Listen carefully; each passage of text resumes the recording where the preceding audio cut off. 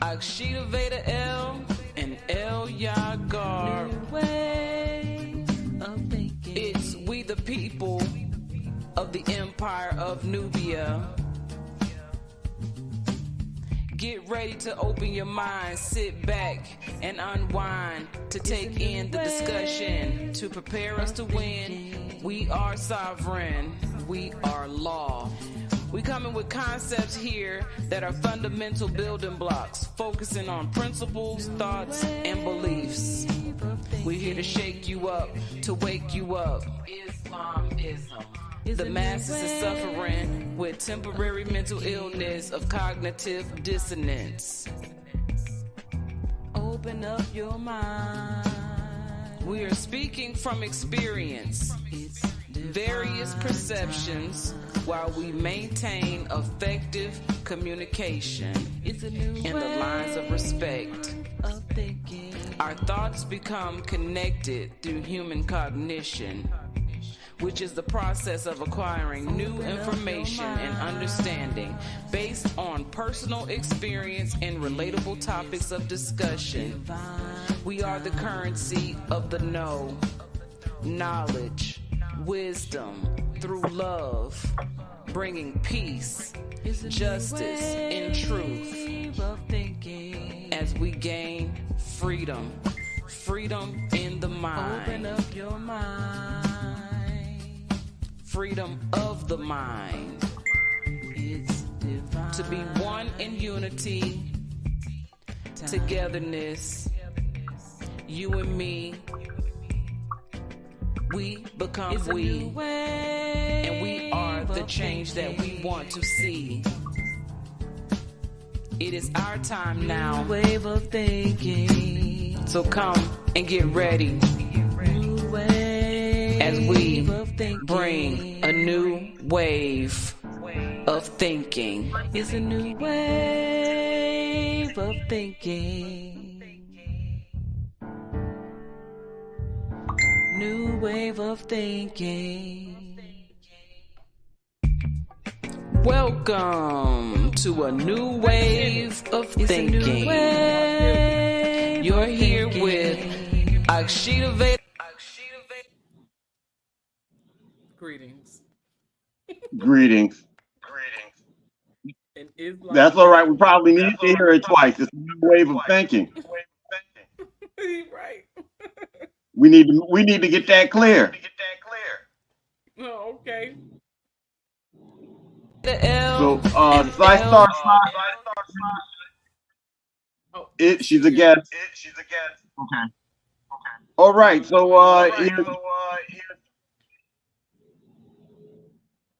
and how was your week? I have had an interesting week, to say the least. I'm coming through a transformation, and that's apparent in the change of my hair, right? So, a lot of times they say when you're going through change, you change your hair or you change something about yourself. Like men, they might shave their beard or mustache off or do a goatee look. Me as a woman, I changed my hair. And so that's my inclination and indication that something is changing in me, and I'm changing with the time that I'm in. So it has been that type of week to come to this day. And then today, this is what the day of transformation. And so both of my daughters have finished school now. They're on their summer break, effective in totality today. And so we're all in celebration mode and happy because we've come a long way this year, putting them back into school and them, and mostly for the purposes of their social development. They're socialized, but it's different when you're socialized within the home and when you're socialized outside of the home. You often have to learn how to deal with the public in the people within your community. If they don't know that we're here, they won't know to consider us. So we have to be a present face and force in the community in which we live in now, and which we call home. So that was another reason why. So it was socialization and community, and so also to give me a break from the mental restraints of homeschooling. So, nonetheless, they have accomplished so much. I just got my youngest daughter's papers in the mail. I haven't opened it up yet, but my oldest daughter is A and B. I don't know if they do an honor roll system or whatever, but she would be what is considered to be A and B honor roll because she got all A's and all B's, and she has come so far, you know, with shyness and fear of changing her environment and things like that, and becoming more open. You know, she had to do public speaking, and they have this new thing now where they put the children in a circle to communicate with one another, because they said that they did a survey, and the survey said that they did not in public schools were not getting enough socialization as far as learning how to communicate with one another. It was one way sort of say like they were always getting lectured, to learn the information, but there was no group development and communication. And I thought that was awesome. You know what I'm saying? That's something that they are implementing in the school system now, because the children do need to develop in that way.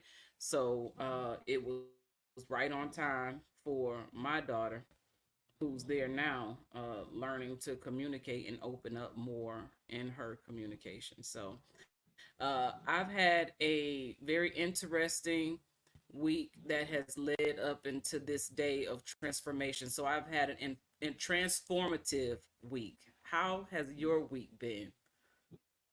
Oh my God. Oh my God. Gorilla excitement. Gorilla excitement. We had a little We had a little situation. situation. I can't go into I all of can't it go right into now, all but of it right now, but Okay. we ended up at a we ended police up at a police commission, civilian commission civilian conference convention conference where my daughter and where my I had daughter and I to deal with the had to police. deal with the police. And you What? know your And you family, know you your gotta family, love. you gotta love. But when But you're talking and when they you're don't hear talking and you, they don't hear you, it washes it out in the washes end out in the end where one of the where family one of the members family members told us that we should told us go that we get should go get the the NAACP. NAACP.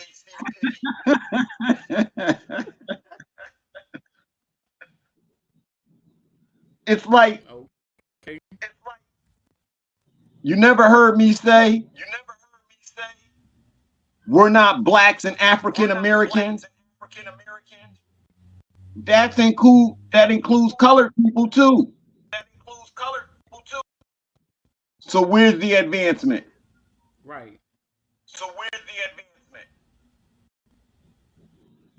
And so it was. That's You been asked them humorous to where is me it? And Okay. since I heard it. since I heard it, You asked them that? No, they no, suggested they that we go get suggested the that we go get NAACP. NAACP. Right. And you're saying where's the advancement? Right. Absolutely. Like how are they gonna help? Right. Okay. Yes, ma'am. They Gotcha. had their They had opportunity to opportunity to help. help. We're not going to We're them. not We're going not to them. black. We're We're not not black. We're colored. not colored. Right. But you've heard me But you've say heard this me over say and this over over again. and Why over again. would you suggest it? Why would you suggest it? Because their under organization is led by those who have the mind of colonization. And so that those are the directors and the founders of that particular organization with black faces at the forefront. And so that's why they call upon them or suggest that you call upon them because apparently you're not indoctrinated. Well, you're not listening to me either. I told you for the last 7 years that I am not black. I am not African. I don't celebrate Juneteenth. I don't get Black History Month. I don't get into none of that.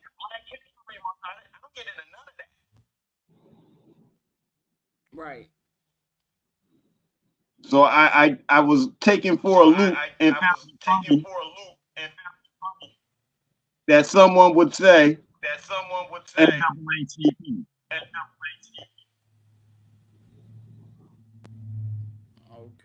Okay.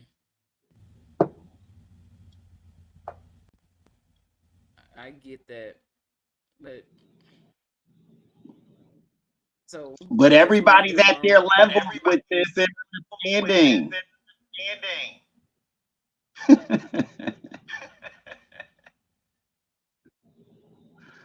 Ooh, Lord. Well, when it comes to those types of conversations, I don't like to dive into them either because it's like repeating yourself to a brick wall and expecting the brick wall to come to life and respond to you according to how you need that response to be. So it's like you speaking upon deaf ears. Definitely.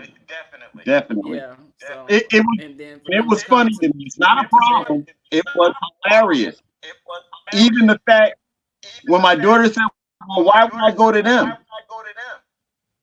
The answer was because you could get the money, soon. But we're not marching through the streets yelling, no justice, no peace. Right. Say that again? Did you go to them and read the Riot Act? You said you was no, ma'am. The Riot Act.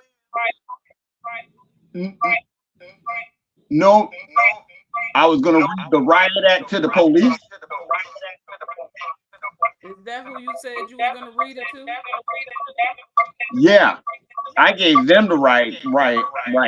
I gave it to them because I'm not marching through the street.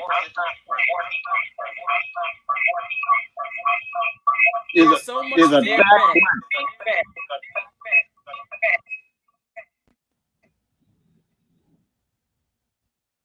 We might have to take turns muting the mic.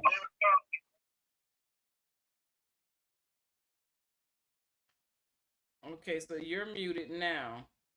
And so we don't hear anything. I'm going to mute. Let's see what it do.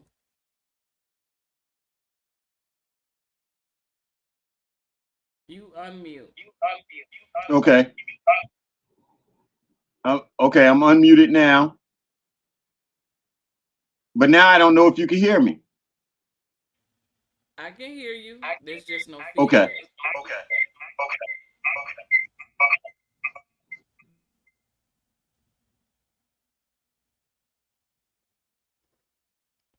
You muted yourself.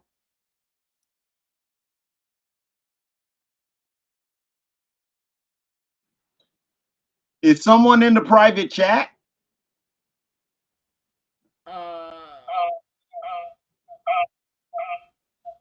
Yeah, it's Sasha.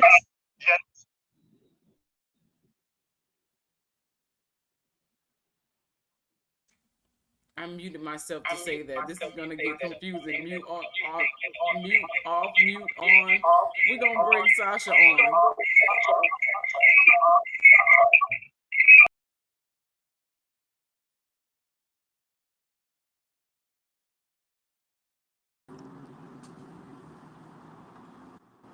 Peace and love.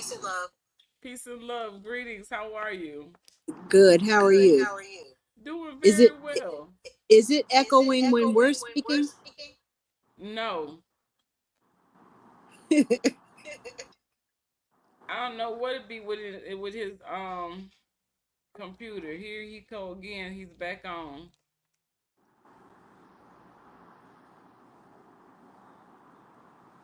I'm gonna have to send him something.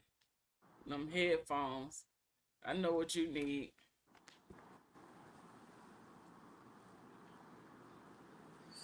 Come off of mute and see if you How was speak. your week, sister?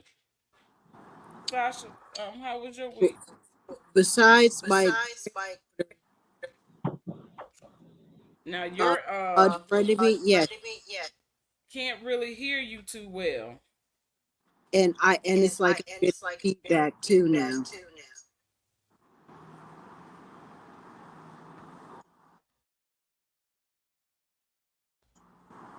Okay, I don't know.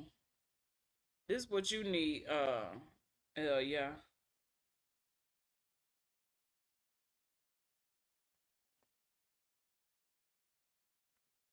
All of us may need to put headphones in or mute when each other talks.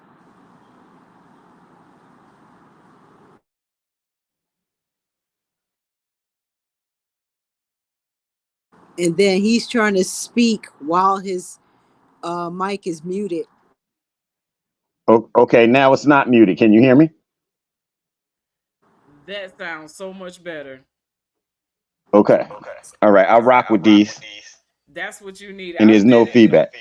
I said that the last time I said he gonna make me send him some. Just I'm gonna be like, hey, go check your mailbox. I had it delivered to you. Okay, Okay, I was got trying it. to Got to hear up. how. Hmm. No, I'm just saying I got to upgrade the equipment now. Yeah. I was trying to hear how Sasha's day or week has been. She was saying something, but her feed was going in and out. Let's see how it works now. Yeah, let's see. Come on, Sasha. I think we still each need to mute up on the speak. Okay, so you're gonna speak, and then we're asking you how your week was, and then after your week, you can tell us about your readings. You know what you read, and if you could, well, show the book or somehow take a picture of the book and show the book that you're reading. You don't have to show yourself. You can just show the book. Now I'm muting. It's your turn, Sasha. Come on. Asadia blocked me. No, not blocked me. I'm sorry. She unfriended me because she tried to blackmail me or whatever because I wouldn't change my picture because her friends are creeps. Other than that, I feel like I accomplished a lot because I got my writing done. And I liked, well, yes, I'm proud of Aiden because he's really, really intelligent and his reading level is really is good. It's good. I was proud of him reading. Didn't he sound good when he was reading? He sounded really good. Really good. What page was I supposed to be reading? What pages? I forgot.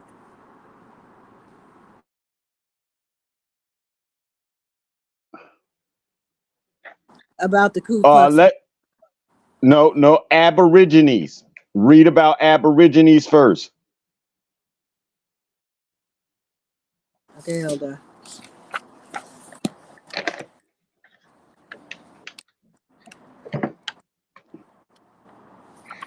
Hey.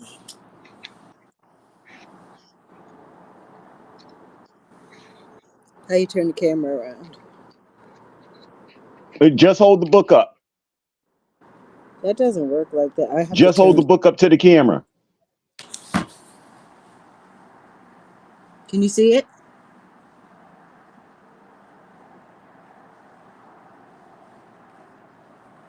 Okay.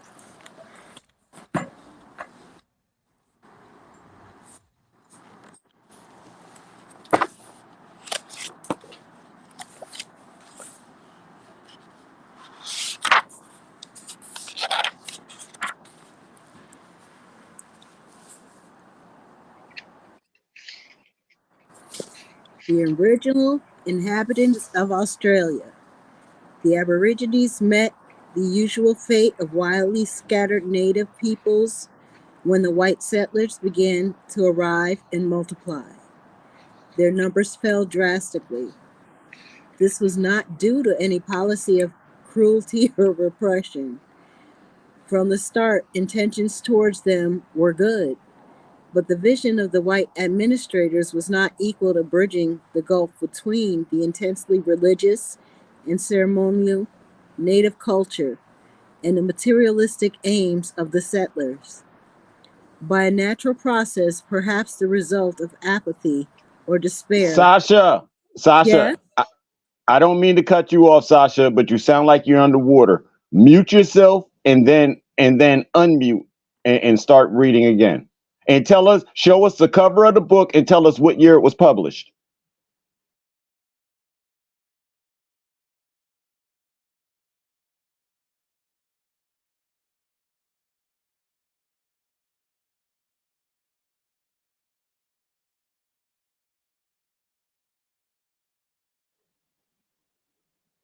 Unmute now. Mute and unmute.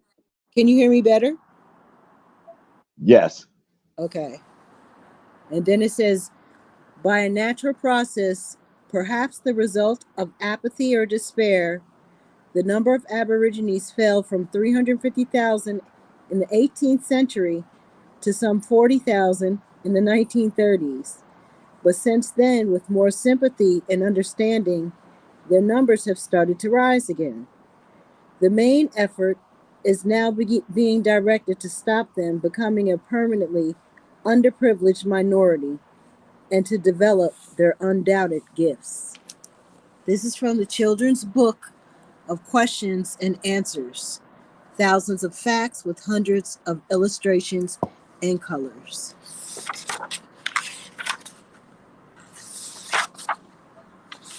All right, so that's the Aborigines.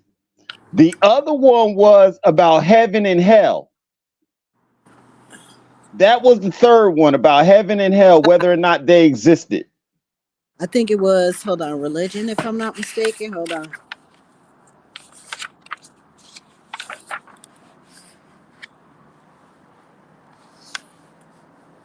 Nope, it wasn't religion. Was it God? Because it was good. Aiden was the one finding these. Remember that.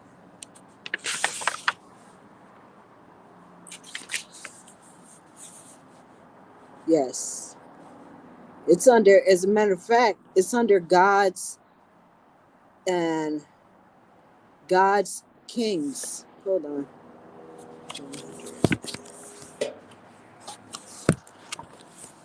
And that's by Aborigines.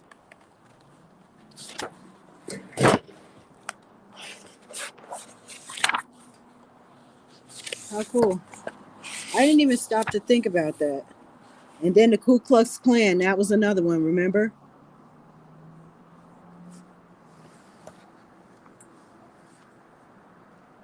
No, the third one is why were slaves taken to the West Indies? Look. But kings. Yep, kings is gods. Throughout history, look. Throughout history, kings have often been supposed to enjoy a special relationship with the gods of their people. In many cases, have been regarded as gods themselves.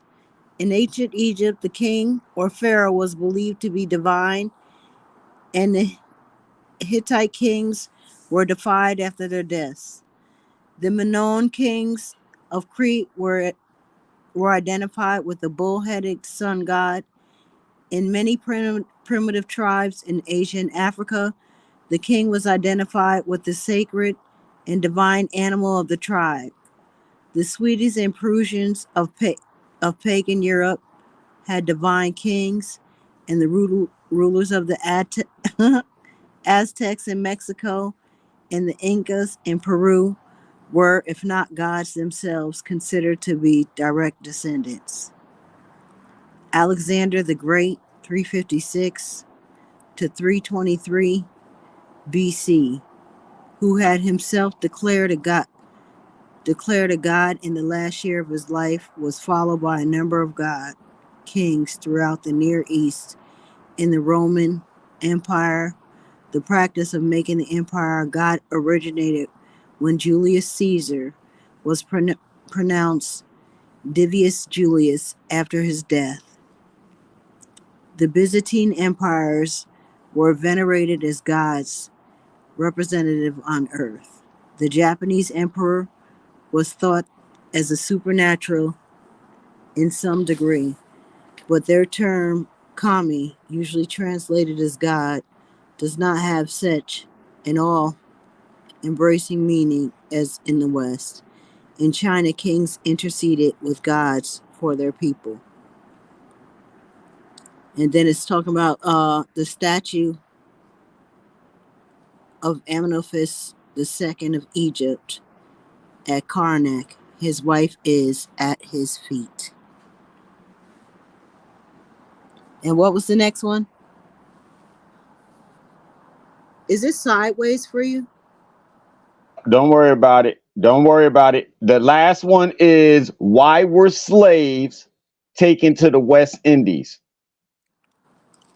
Slaves. That's what it was. 76, 82, and 107. Hold on. Let me try 107 first, because I know we didn't do all those pages.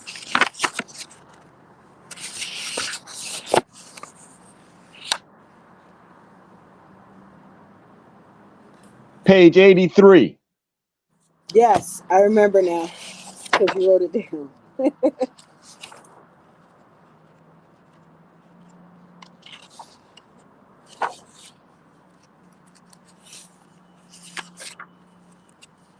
All right, we really need to listen to this one.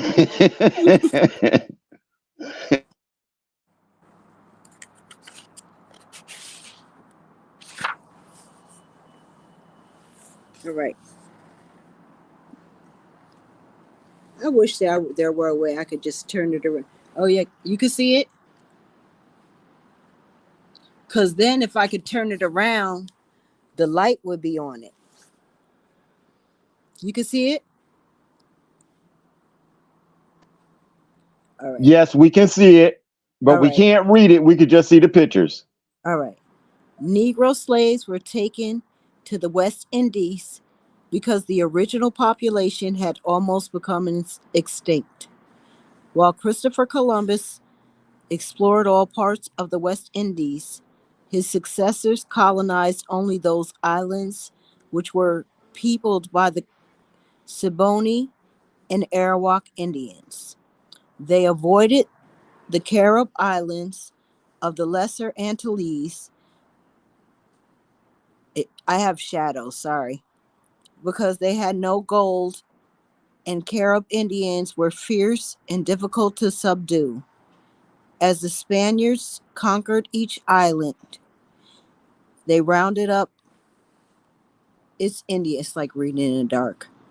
They rounded up its Indians and put them to work in mines or on plantations.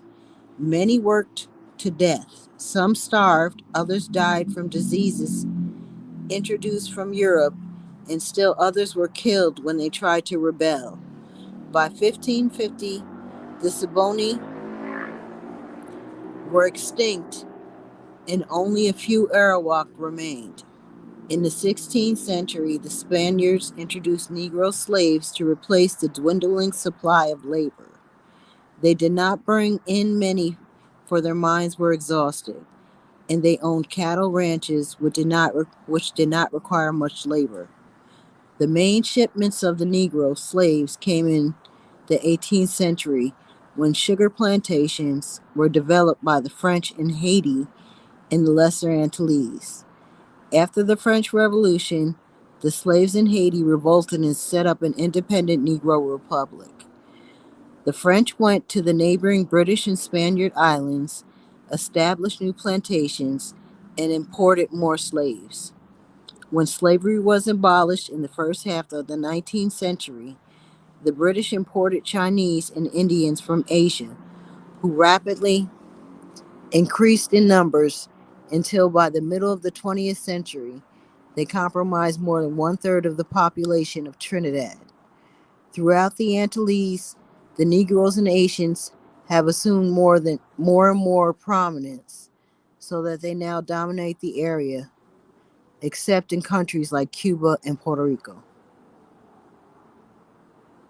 And it says an interior view of the House of Correction in Jamaica in the 1830s. The whipping of female slaves was a commonplace cruelty. This contemporary print illustrated an anti-slavery pamphlet. The end. Okay, thank you. So the interesting thing here, especially about, let's deal with this last reading. It said they bring the Negroes to Haiti.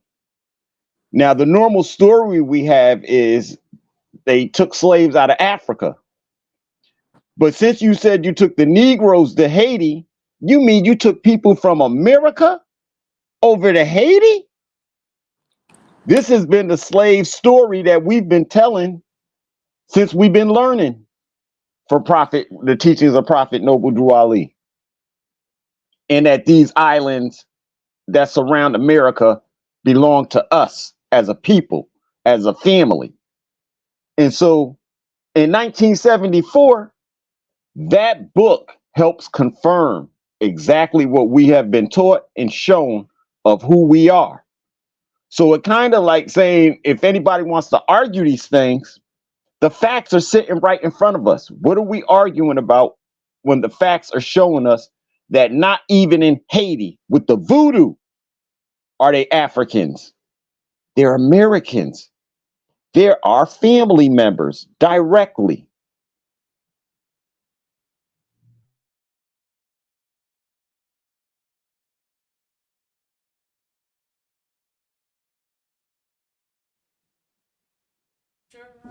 I yield the floor. Hello. Okay, so I apologize. I'm listening, and as all of this conversation is going on right now, they are shooting fireworks like crazy out the window over here, right out my bedroom window. I'm talking about they thumping. It ain't stopped yet. Can you hear it? They going off, and I wish you all could see it. Then turn the computer around. No, because it's not. Yeah, that's too much to do. And then I got it blurred, so you won't be able to see it really good. But go okay. So that was a little bit of a distraction on my part that I had no control over. And on this day of transformation, this is what's happening right outside my bedroom window. But as far as the information that was just read, I found it interesting when Sasha read about the kings interceded for the people. And the first thing I thought about when she read that was that's the idea behind kingship. That you can't go to God yourself, and that they are the God, they become the God that you serve. You know what I'm saying? And I gained a little bit of understanding based off of some current situations that we deal with in reference to the title of king.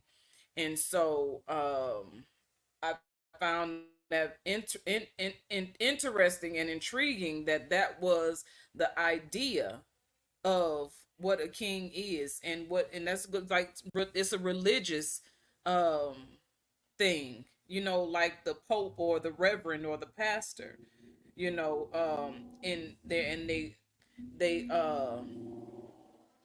what I'm saying, they're over their congregation. You know what I'm saying? The congregation always comes to hear them, to not just speak but to preach. And so I thought that was interesting. And also the Arawakan Indians, for the Taino people of the islands. And so I associate myself with the Arawakan Indians because the Arawakans were pretty much from my understanding, and honestly, I've learned a lot of this through watching, learning, and building from and with the Messiah Code, Lazarus Lamel.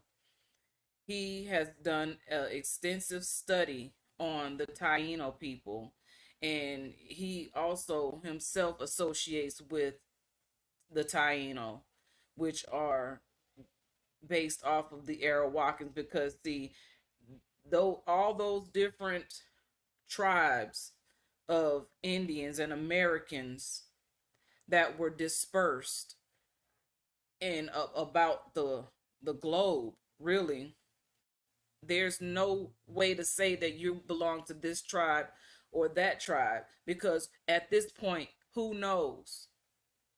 You know what I'm saying? You only know from the stories you've heard based on what they were told. But the truth of the matter is, our origin and our history goes back so much further than, so how can the Arawakans be extinct? You know what I'm saying? Or not in existence anymore. It's just that they don't call themselves Arawakan anymore because they cannot pinpoint or just, focus in on that one tribal affiliation, because they were married into different tribes and giving birth to children who were mixed up with different. And it's the same thing that we're doing today. It's the same exact thing. So, and the easiest thing or easiest term that we can call ourselves, as I have become aware of, is to be a part of the Taino people. And so I thought that was interesting, and it was nice to hear that tribe in particular mentioned in that book, because it is of the origin, and the people of Australia, from what I understand, are the least of the human form that have been manipulated. They have the least manipulation in their bloodline and DNA. And so that's why they are the Aboriginal people of Australia. And so a lot of people like to focus on Africa being the origin of our beginnings, but no one is talking about Australia and why they call it the land down under. Indeed. Buried truth, buried treasure there. So I thought that was interesting for questions and answers. And thank you for sharing that, you know, because we do need to know. And of course, information is updated as we go along and as we put the pieces of the puzzle together. Excuse me, we find out more information that can be added, just like the dictionary is a growing book. I had this book when I was little, though. I found it again.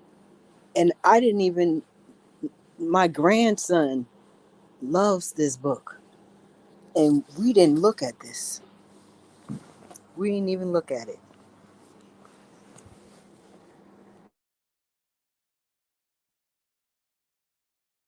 I remember having books like that growing up. I used to I have a lot of books, and I would collect books. I still do to this day. I've lost a lot along the way, but I collect books, information.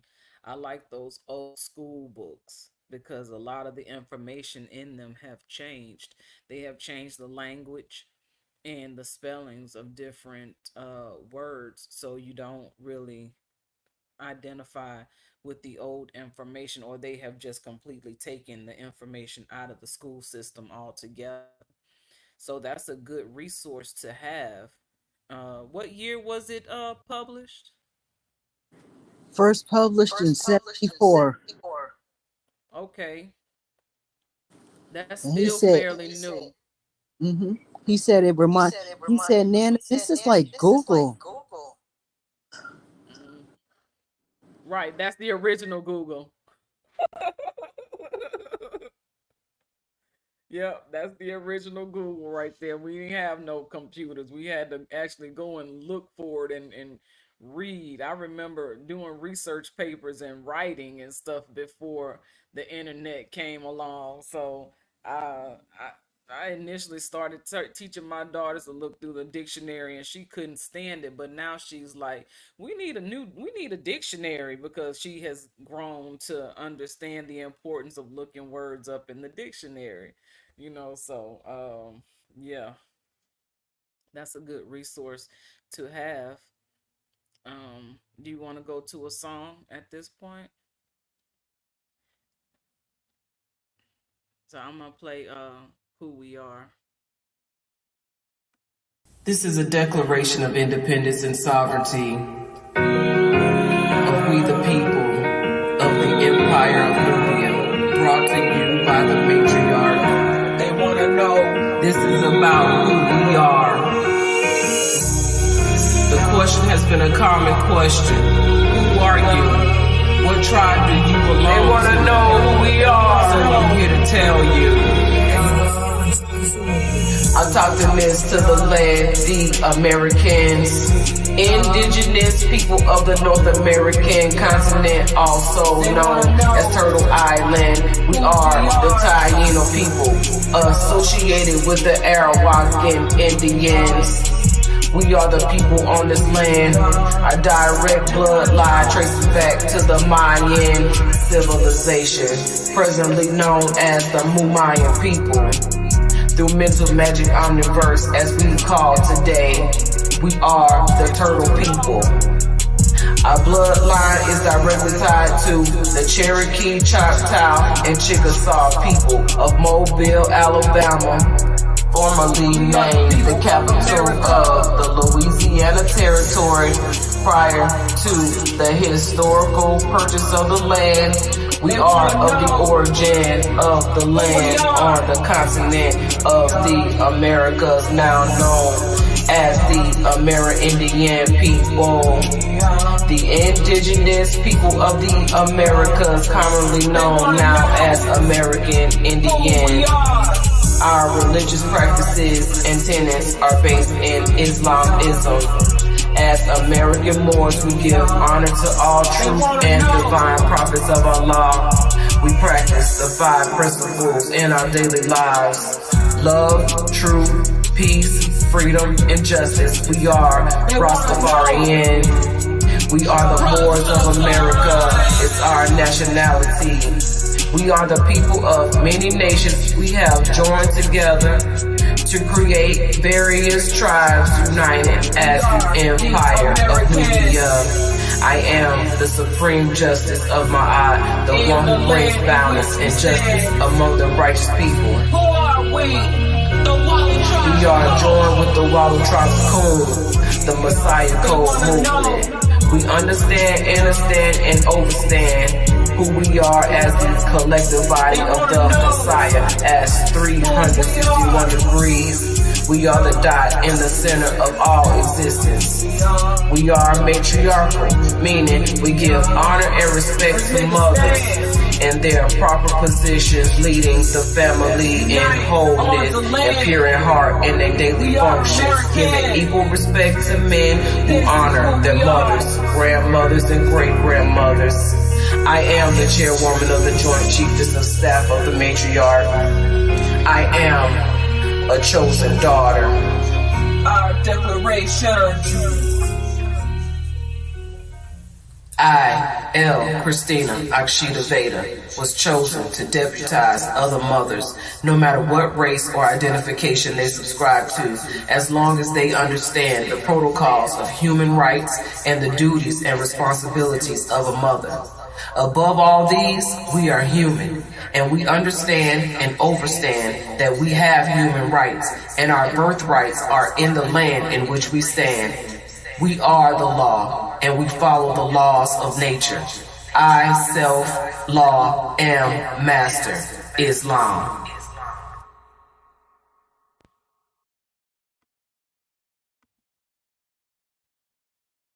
So that was that.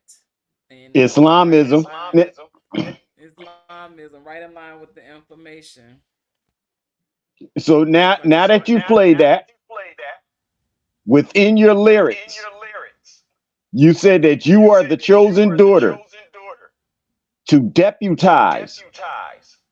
Please tell them about you being the chosen daughter, the deputization, and what it means.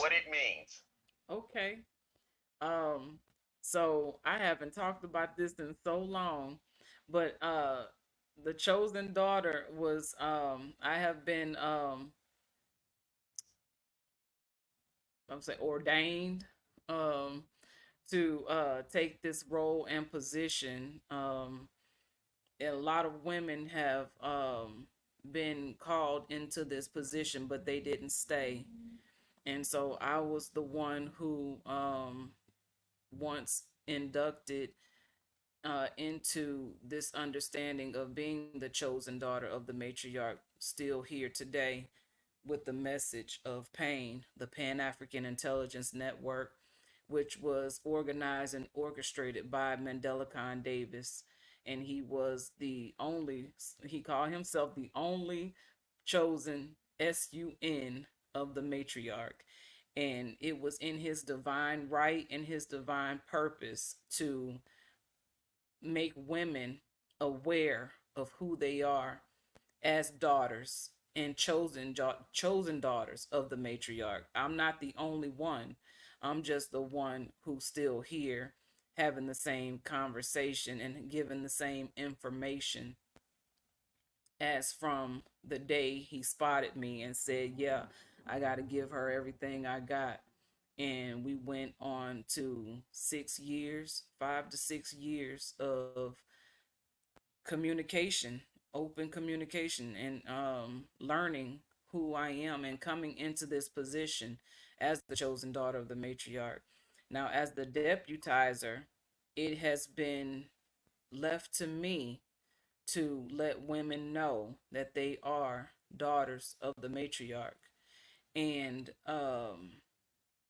to come into their role of being the mother in the household, the backbone of the family, and for us to join together, because when we all come together, we are the ones who will call the day of the bloodless revolution, where we overturn the corrupt system, the corrupt government, and we become our own government, and they have no choice but to move out of the way or be detained and arrested for being in the seat and being in our seats, and all the corruption that has taken place, and genocide being the most terrible act against humankind on the table.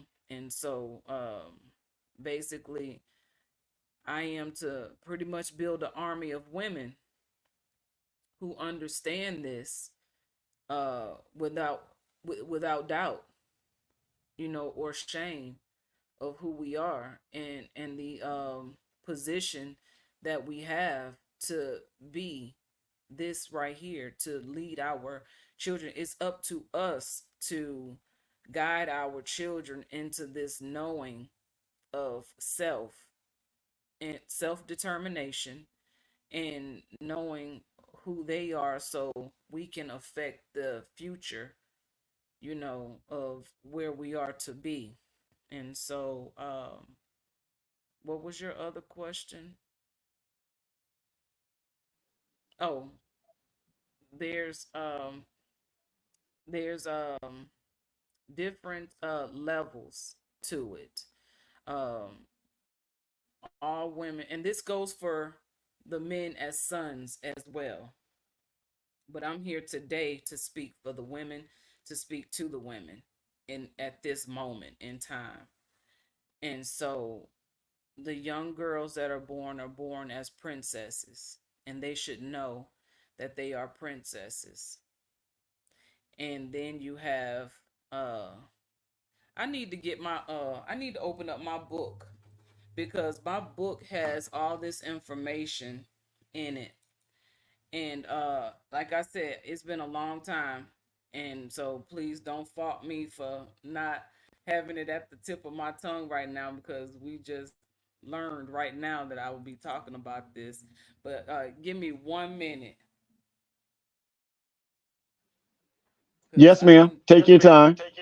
okay, I can pull it up on the computer, but this other computer is so super slow. Let me see if it's gonna work fast.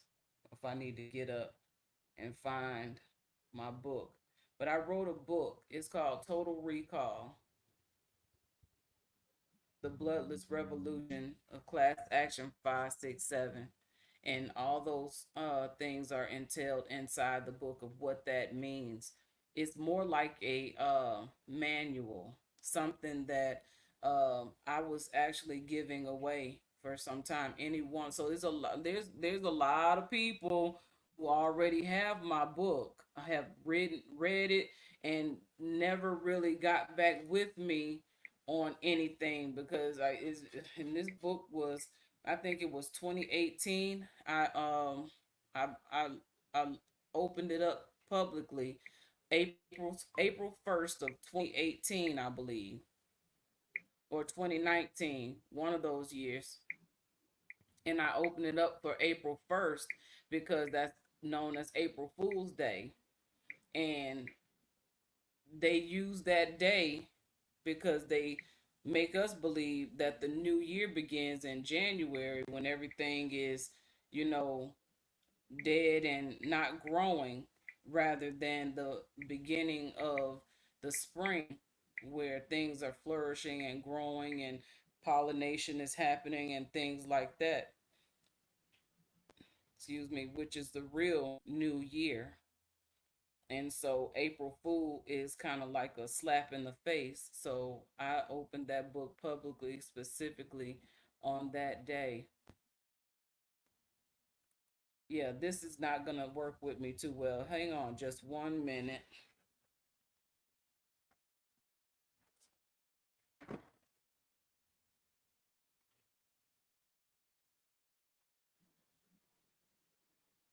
While Sister Akshita gets that together, Star Sasha, based on what she's talking about, do you have anything you can add? No, I'm just listening. Look, I'm relaxing too because I done smoked and I'm getting comfortable because I got to get Aiden ready. Well, Aiden's late. I got to get up at 5.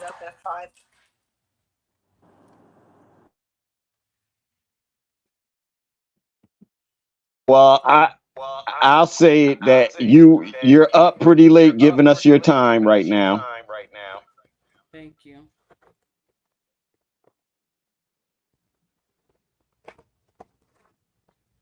Because this is Sister Sasha's bedtime.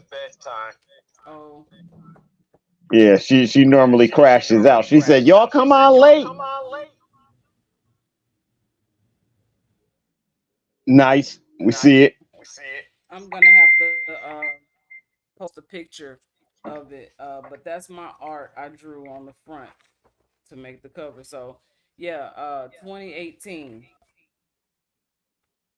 I have some art in the book, but I say that this book is dedicated to real people in this revolutionary revelation of the bloodless revolution.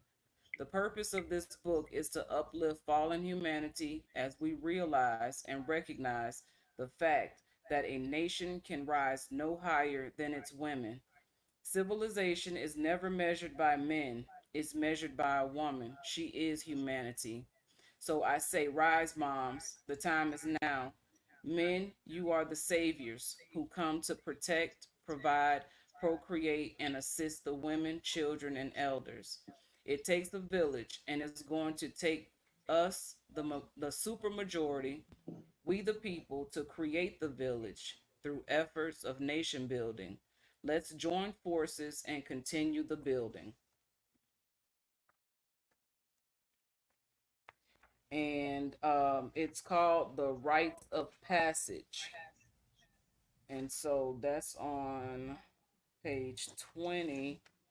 How can you get the book? I can send it to you.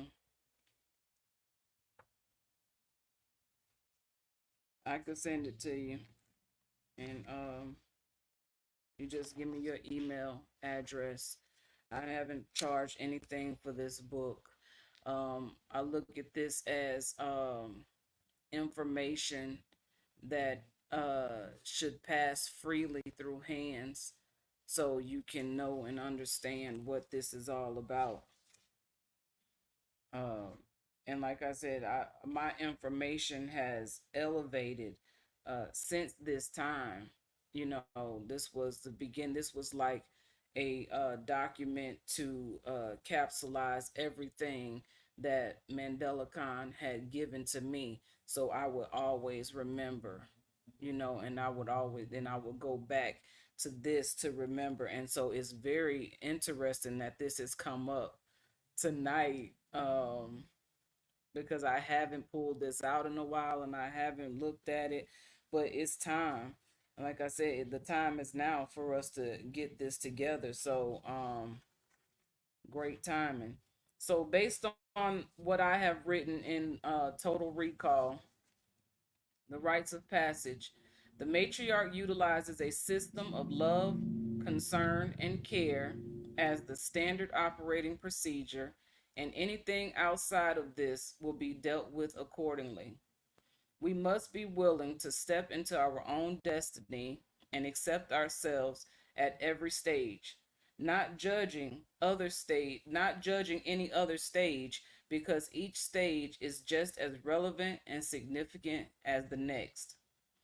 It's a matter of elevation and ascension based on our individual work and how far we are willing to go for thyself. The further we go for self, we gain the ability to reach others with a message of holistic healing for the mind, body, and soul as the example of our own experience. No one can speak on a situation they never experienced. This is the ultimate process of self mastery and coming into the best version of you with focus on growth and development. Stages from birth until princess, or one is princess at birth. You were born into royalty from royalty, the mother's womb. Stage two, queen. We become queens in our youthful adulthood, learning who we are within our micro, meso, and macro environments, operating in a place of self control, discipline, and patience, learning these skill sets within self in the process of self actualization, learning how to climb Maslow's pyramid of hierarchy, learning self care. Step three, or stage three, Queen of Queens. We become seasoned with life experiences and become more in tune with who we are as an individual, walking in spiritual maturity. See this has nothing to do with age. Behavior and attitude will confirm you at this stage. Queen of all queens is stage four. We come through a baptism of fire and gaining a knowing of all source power, of the all source power, the one we call by many names, and it's all the same in the heart of the believer. So let there be no separation and division. All is all, as love is, as love does. At this stage, you may begin to speak openly as you have come into well knowing. You may be a mother of many and make yourself available to give love, support, and encouragement as needed among these around you or those around you. Stage 5, Empress. We have gotten so comfortable with the term Empress based on the previous stages. In order to be classified as an Empress, all previous stages must be mastered. At this stage, you should be teaching to reach more people with the message of freedom, justice, and total independence for all, helping others, helping other willing mothers to gain their sovereignty with the matriarch. And remember what we all forgot: we are daughters of the matriarch. And stage 6, High Priestess, chairwoman of the Joint Chiefess of Staff of the matriarch, an official spokeswoman operating in diplomatic sovereignty to organize the people in place with boots on ground, one who uses existential measures to make the public aware of the one solution: soul plus energy. Class Action 567, the installation of the people's government by establishing the mothers, grandmothers, and great grandmothers into the appropriate administrations and authorities. A general in the bloodless revolution. And stage 7, the highest stage, is goddess. A goddess is a status, a standard in which you carry yourself. A goddess needs no followers and is not a leader of any. A goddess is a leader of self while guiding others through your personal experience, setting the example of right actions through personal growth and development. As a goddess would say, as goddess Jesus Powell would say, we took a hard hit. It's up to us to lead the way out of darkness as we are our guiding lights. And so for that, I put as a summary of what I was just reading from, and the takeaways is: as a daughter of the matriarch, you reserve the right to self-determination. There are 6 stages and the status of goddess identified. When we know where we are, then we can easily figure out where we're going. Use the guide to see where you fall in and begin to do the work, your work. As daughters of the matriarch, we are a committee of one on behalf of the whole. Without the people, we do not have a government, and we are currently under the rule of tyrants. It's our time now to have freedom, justice, and total independence. Both the power and authority are with us mothers, grandmothers, and great grandmothers, the moms, MOM, Matriarchal Order of Mothers. It is time that we hold ourselves accountable to do right by self. When you do right for yourself, you are ultimately doing right for the whole. As an example, it is about you individually as a member of the human family, and your actions affect the state of the whole, which is why we must move as a unit in unity. In the next section, you will learn nation building, which is the unification of the people to obtain and sustain political stability. We are developing nation builders both nationally and internationally, where the supermajority rules under the Ethiopian matriarch. We are also developing social harmony among economic growth through trust. We must work on trust within community, our communities.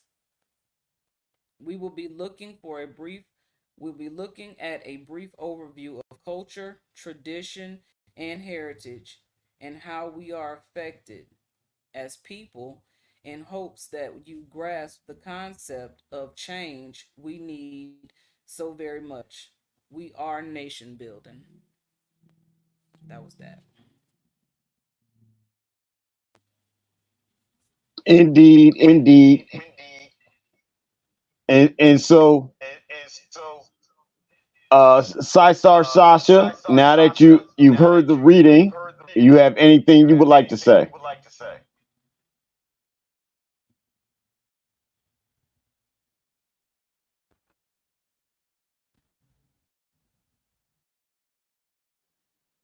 I hope she didn't go to sleep.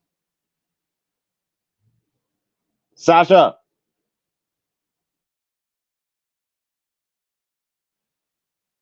Okay, she's not answering right now. Oh, wait, she sent a message, I think.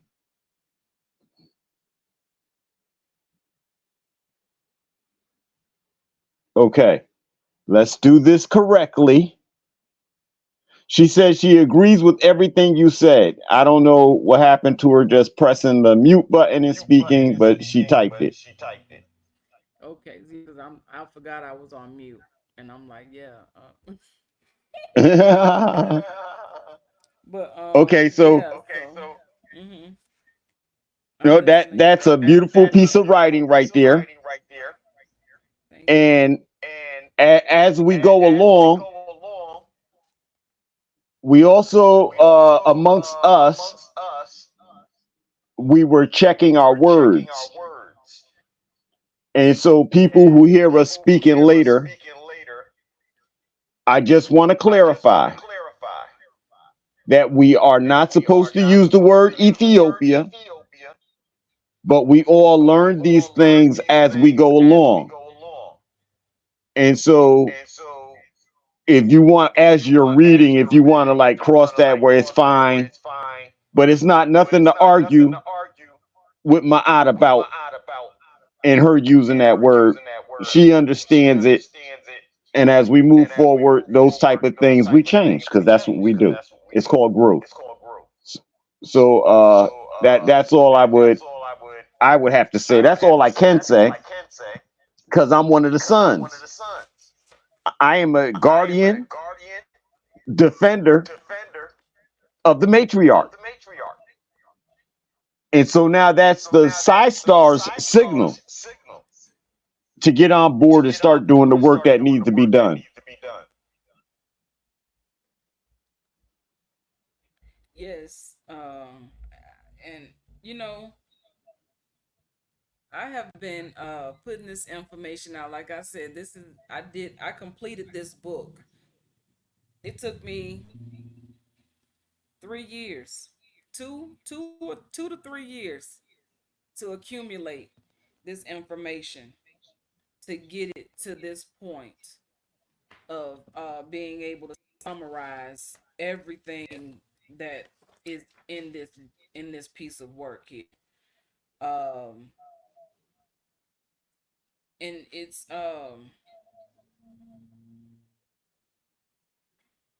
and I want so much for people to read it, and because it would, I'm grateful to be able to share this piece of work. And I was really nervous while I was reading because this is so very dear to me. You know what I'm saying? This is so very dear to me. And so it's like to come this long of a way on this journey with this information is awesome and amazing. And like I said before, um, I have grown, and I appreciate you making that statement with the things. But even on the title of the book, it's the Bloodless Revolution, uh, and it has the matriarch, the Ethiopian Empire, and so just as the Arawakan people or the Cherokee or Choctaw, Chickasaw, uh, Algonquin people of all different nations and tribes. Um, there was a time where the whole world was viewed as Ethiopia, and so it was a different spelling at one time. It wasn't exactly pronounced as Ethiopia, but with the alphabet and how language has changed, that's what it has transcribed into. So it's so much deeper than just the title of Ethiopian. And so I can't not use that because that's what was instilled and installed into me as to what this is, as the growth and development of the total recall and class action 567 is all over the internet. You know what I'm saying? And so I mean, as far as what me and Mandela Khan have put out. And so, So class action 567 is something that can be Googled and looked at. no. Okay, so I'll tell you the story about Class Action 567 from what I can remember.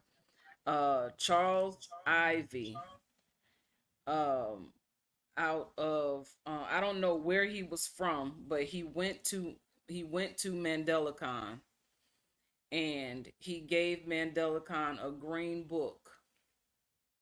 And that green book has information in it of this class action 567, which has already defeated the government and the corruption, but no one spoke up for it and claimed that they were the people of this class action.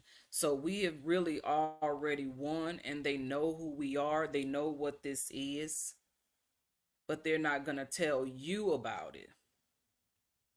So he actually, before he passed away, I was supposed to, I am literally the living secured party of the said documents, right?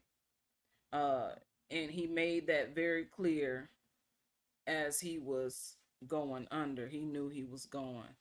And so he made sure to come public and say that I am the secured party of that document. And so at the right time, it is to be turned over to me so we can put in the work. But in order for it to be useful, I need women.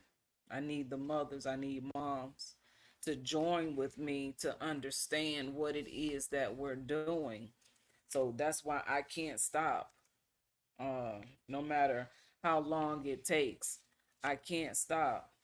So uh, I'm grateful that you're here to push this initiative forward, and not just based off of this, but to join in with your own studies and your own information, and methods and concepts and ideas of how we move forward. We can only make each other greater when we're adding to and not subtracting from. Right there.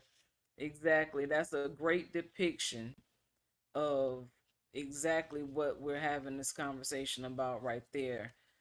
Noble Drew Ali will be the representation of the masculine male, um, the men, the providers, protectors, carrying the woman who is, sadly to say, still asleep. Well, But it's not just the side stars.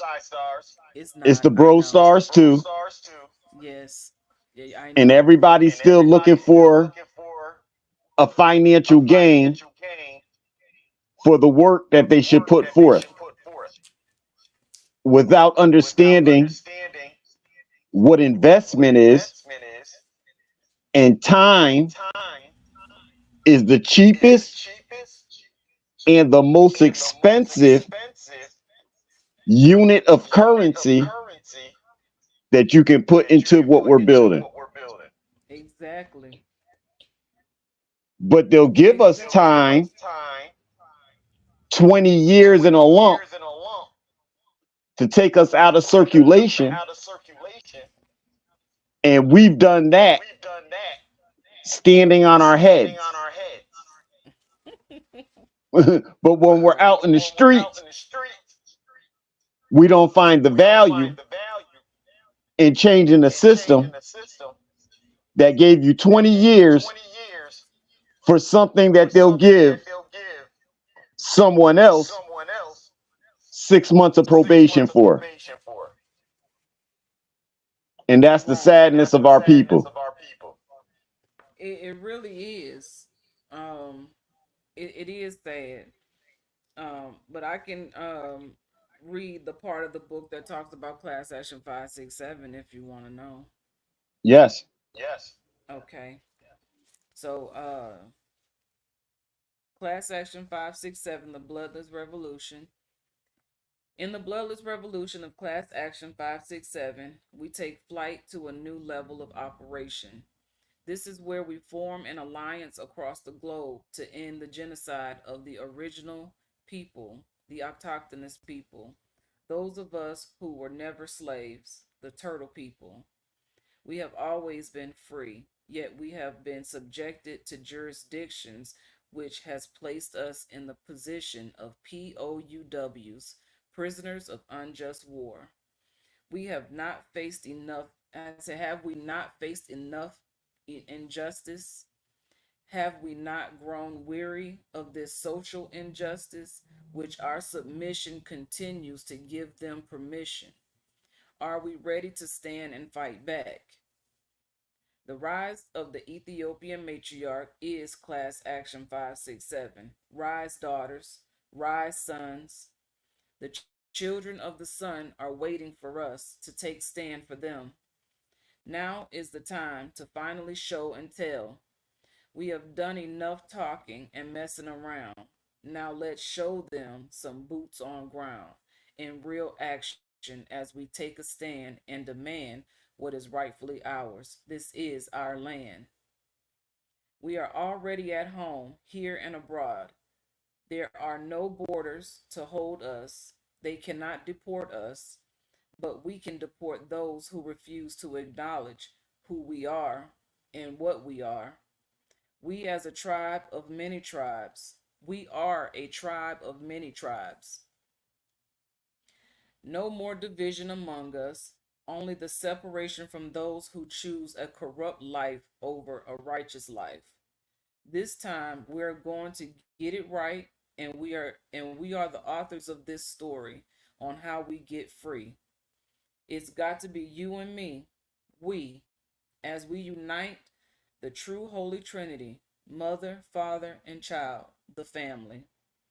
At this time, we must follow protocol, which is the total recall of the Ethiopian matriarch. We are in the initiation phase of Class Action 567. This is the exigency, and no one can escape it.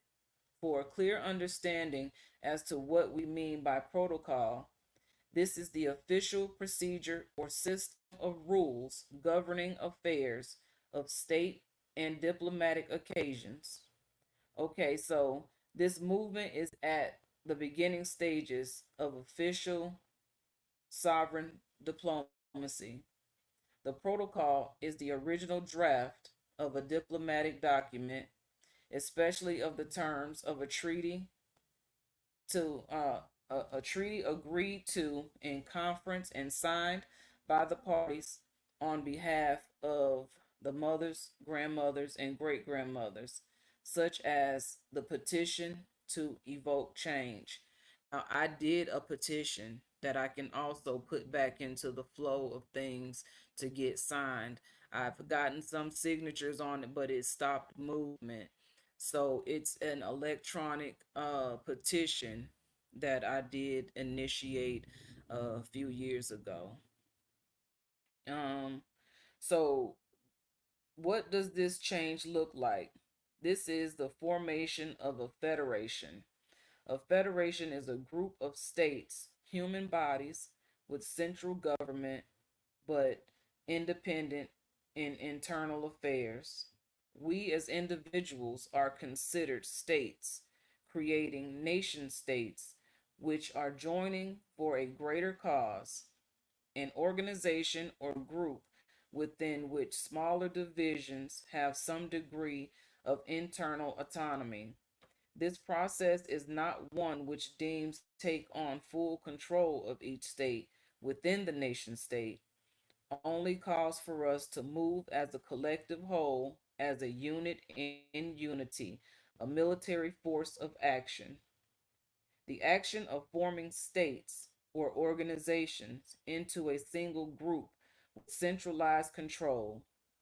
This has been performed and successfully accomplished by the Ethiopian World Federation. This federation was established in the United States in 1937 with an aim to mobilize support for the Ethiopians during the Italian invasion of 1937 to 1941, as well as to embody the unity of Ethiopians at home and abroad, as it has been established in other parts of the Americas as well. And the president is Malaku E. Bayan. I said, is that great news or is it greater news? This is the beginning, the Genesis. And Mandela Khan Davis, the chosen son of the matriarch, is the executive order of the exigency of Class Action 567. Marching orders will come from the formation of daughters of the matriarch, Sistarhood. As the sons of the matriarch, the brotherhood or Brostarhood uh, called to order the soldiers with boots on ground to shut the injustice all the way down. This must happen for the rise of the Ethiopian matriarch to get off ground and into full effect with compliance to the establishment of the people's government. This is not a race among men and women. This is the union of the original people. We are Class Action 567, and it's time to get into action. We are the republic in which we stand in one love as we live and let live.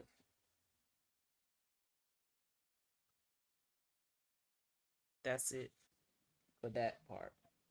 Okay, so that's beautiful. That's what we're all striving. You said 1937, To 1941. which okay, 1937 to 1941.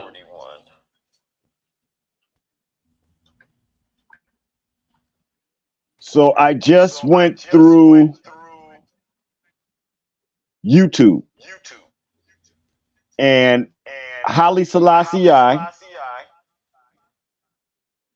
this is his story of that time and what he was going through. And even he said, no more Ethiopia, we shall call this Addis Baba. He wanted to take Addis Baba, yes. Addis Baba. He wanted to take off the colonizers' names for us and their idea. When we talk about the different spelling, that funny shaped A and E that led off Ethiopia, which did give it a different sound.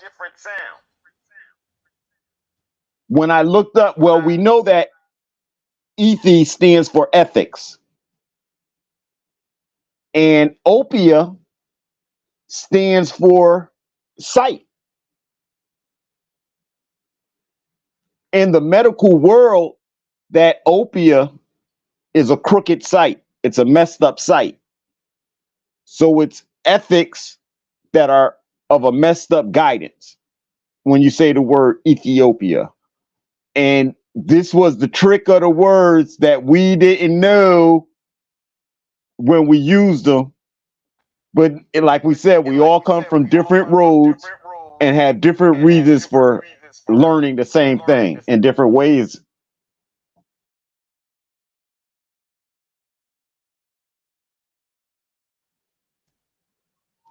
But I like that 567. We will adopt it and just do what we have to do to make it fit to keep us free. I yield the floor. Thank you for that. Explaining that, because that really, like, I could grasp that concept. That's so crazy. And that could be, and I'm sitting here thinking as you are saying all of this and explaining the meaning, like, ethics of misguided sight or crooked sight, or not seeing something right. And so, as you were saying that, in my mind, I'm like, okay, so that could very well be why it has been a halt or a standstill in the movement with the use of those words, or that word in particular. You know, we put up our own obstacles with the language that we use. And so, that's very interesting. And I don't usually use, I have stopped using after, learning through our communication and developing over this time that we have been in communication. I'm understanding, but that just really just put the cap on the bottle for me to understand. So like I said, this is a nice piece of work to show where I started, and the information, like, and everything that you have in your dresser is not going to fit in your luggage on your journey. So some things you have to leave behind. And so, for the right reasons, I don't mind making room for new information, because that has taken me as far as it's going to take me. And so I'm here to keep it moving, in the best possible way, and not with any extra baggage that I don't need, that's going to hinder the journey, because it's too heavy. You know what I'm saying? I don't want to be the bag lady.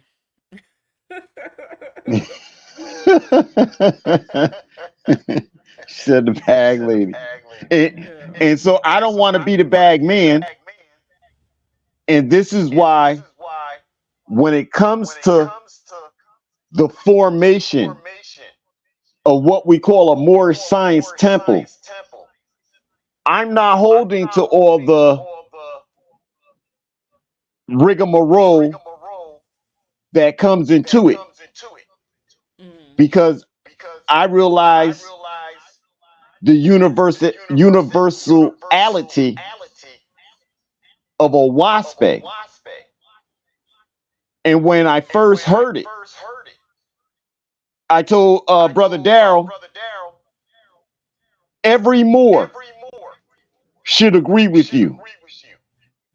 And any Moor that doesn't,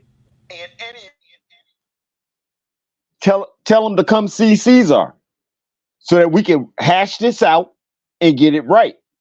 However, when the Moors did hear it, there's no argument with a waspe. It all falls in line of what we're teaching and what we're hearing. So if there is a Moor with a problem, I don't know about it. But the majority of the Moors who I know heard it. They don't have a problem with a waspe and understanding a waspe. However, we've been given a dictate to carry on as Moors. Part of that was to make laws. So in that aspect of making laws, I'm adopting a WASPE too into what we are doing because it doesn't hold us down, because it can only build us up, because it confirms a lot of the problems that we had with the religions and the teachings from the religions of you being under somebody, having to take lessons from. No, it's inside of you. It's not what everybody else is trying to feed you and build you up with. It's what's inside you, and then what from inside, from your internal. What can you externally give to improve all of our situation on the earth? Not the people who look like us. When we improve our situation, other people should improve in their situation also. So this is the full of everything that we've talked about and we've been building. Reason why we're here tonight. And the reason why we open up the mic, Sister Sasha, thank you for showing up tonight, even though you're off the air now. Thank you for showing up and giving that reading, because it's amazing that in 1974 they actually wrote down and told us that there were Negroes who went to Haiti, which means all this talk about Africa has to stop. Haiti was repopulated by my uncle, my aunt, my grandmothers, my cousins went to Haiti and repopulated Haiti, further showing that Haiti is one of our islands that belong to Turtle Island, America, and a part of our inheritance. And that's what we're fighting for. That's what we're here. Should I say fighting? We're really fighting ourselves, because the system know what time it is.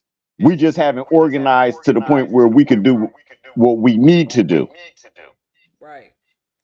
Standing against, or standing, you know, standing against this fighting. Yep. Yep. A revolution is a revolution, whether it's a physical fight or a fight with paper, pen and paper,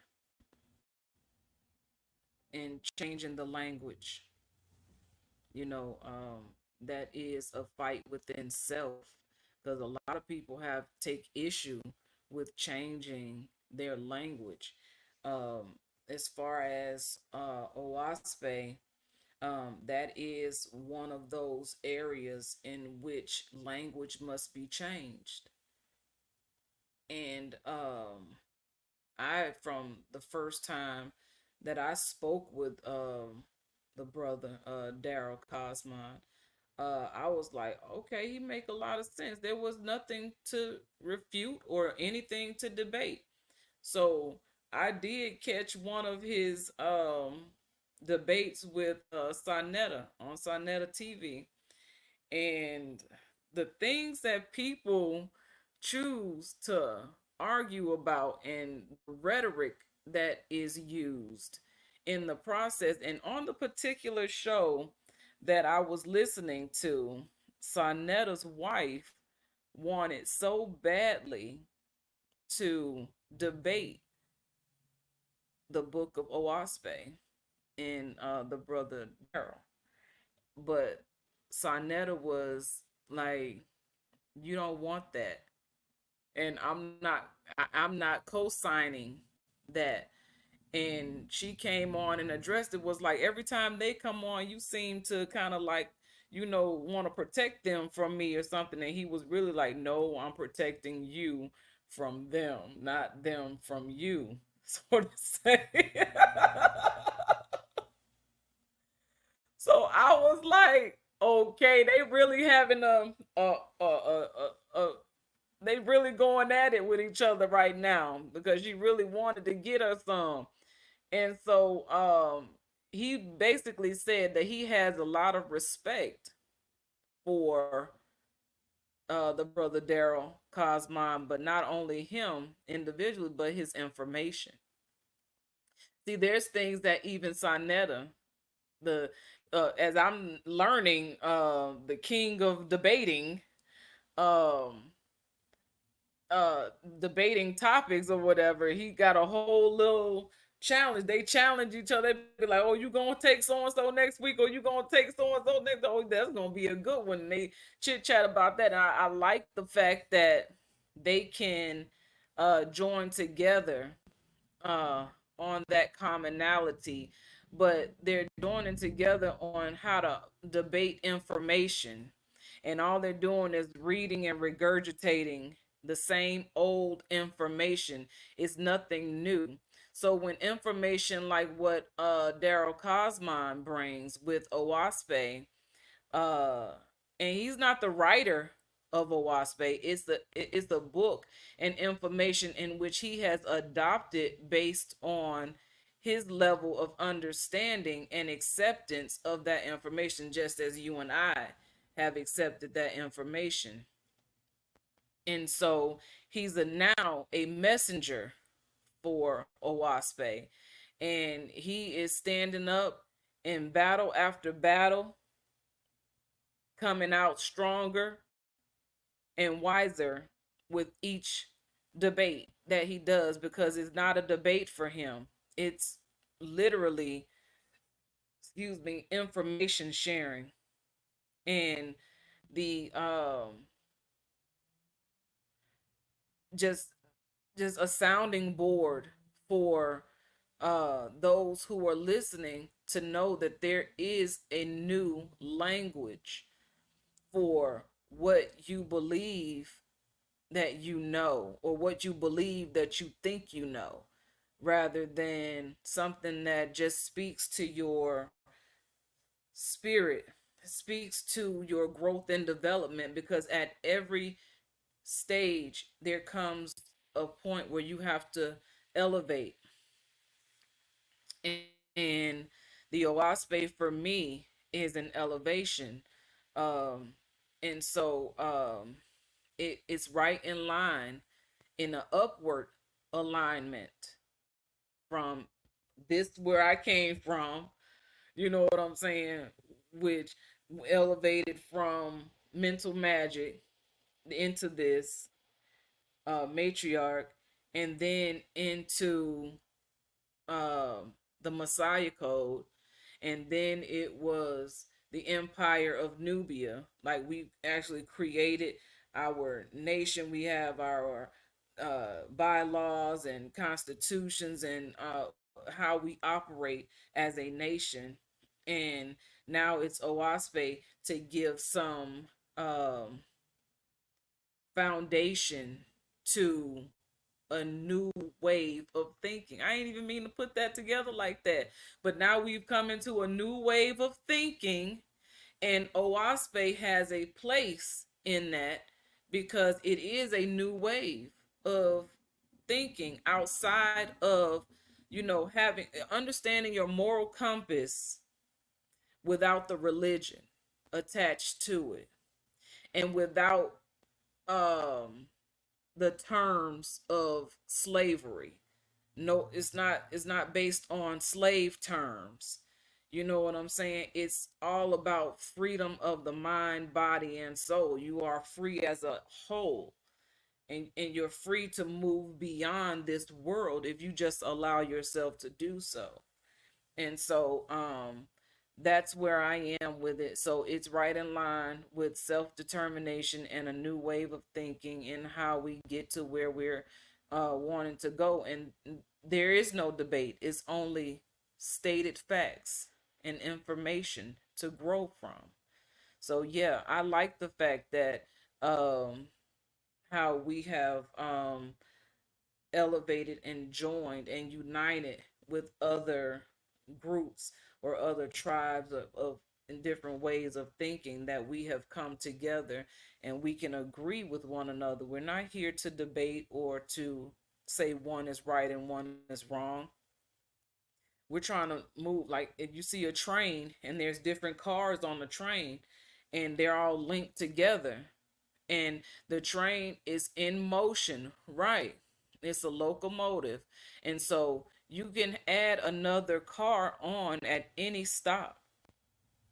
The train is indefinite. It's just to continue growing and to keep moving. So I yield. Indeed. So I hate the debates mostly because in order to have the debate, you have to ignore the truth, the facts of what the other person is saying. And then they start talking about like, I got you, I did this, man. I got him with that one. I'm about to get. I can't stand that. It's like, yo, we're supposed to be debating to grow. We're supposed to be debating to come to a conclusion that is beneficial for all of us. So if when Daryl states that Yahweh is a jealous God, and then in his book, Yahweh says he's jealous, why are you arguing anymore? So this, you're going to debate this. You're going to pick a whole nother chapter now to discuss why the creator of all things is jealous. And wait a minute. If anything, we should all be jealous of the creator. The creator put us down here. We got to eat, or we get hungry and tired, might pass out. We got to drink water, or we're dehydrated, something else wrong with us. Next thing you know, somebody's sticking you with a needle, and you got to go to work and trudge all day. That's the creator. The creator ain't got to do nothing but sit back and think all day. But so who can the creator be jealous of when everything came from the creator, the God? And if you say Satan came from the creator, so the creator controls Satan. How can the creator ever be jealous of Satan and or any other God? It doesn't make sense to me until we say, well, the creator is the creator and the gods are men. And it's the men who are sitting on the thrones. Oh, there you go, Waspe. I agree. So how do they turn? I don't understand how they get this information.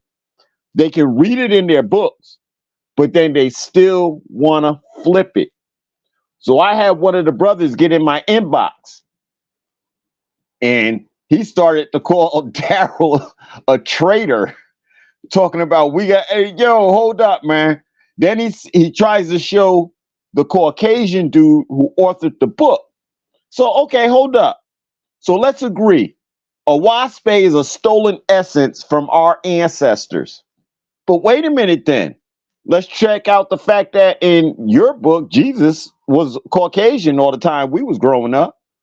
And all the other Caucasians that are in your, when you want to talk about this one man who authored a book of a wasp, let's talk about your actual religion and what it teaches and how it shows. So he didn't talk to me too long in the inbox because I'm Daryl's friend and I got his back.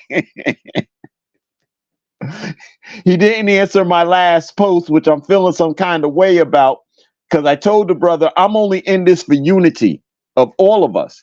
That means these Israelite people got to sit down and stop always trying to have a debate, a discussion about your religion when we're talking about educating our children, making our women safe, making our children safe. You want to argue about a book? None of us should be arguing about these books, because all of these books come from our alchemic way of life with the stars, with the zodiac, and the 12 nervous systems in our body.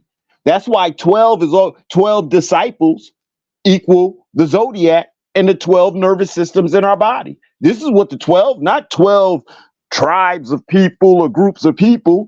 It was really the zodiac in our nervous system that these books came from. So the debate, or if I'm just sitting down and I want to laugh, I can put on a debate. But the majority of the time I'm working, and so listening to the debate interferes with what I'm doing, because it's like, wow, we're not growing from this. We just want to keep arguing the same points that ain't never got us nowhere for 400 years. I yield the floor. You are so right. Everything you said is 100%. There ain't even nothing to say. behind that. But you are absolutely right. There is no growth at all. And the question becomes like, why are we still having this conversation? Like, you can talk about this because they're not willing to learn anything new. And anything new is like, like a shock to the system.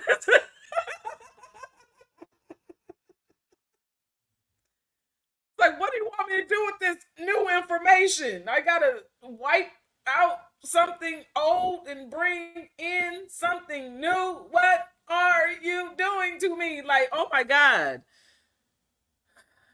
So I try not to have those conversations. I don't like to debate because I stick to facts. And those debates become so emotionally charged. It's all based in emotion. Oh, so you got your feelings hurt, or you don't want to be wrong. So that gives you, you know what I'm saying, that inclination to feel some kind of way. And feelings are so fickle, they change by the second. And so I just don't, I used to go back and forth for days with people. Do you hear me? Just because I would have, okay, somebody post something and I comment on it. And out of all these millions of people that done commented on this post, you gonna come and question me about why I said what I said. Like, did I really make that much of an impact in the post?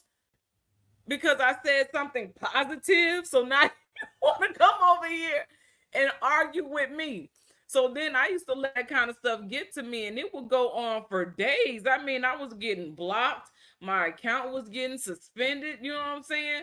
I was on with the Facebook jail. I don't even know what Facebook jail is like anymore because I don't participate.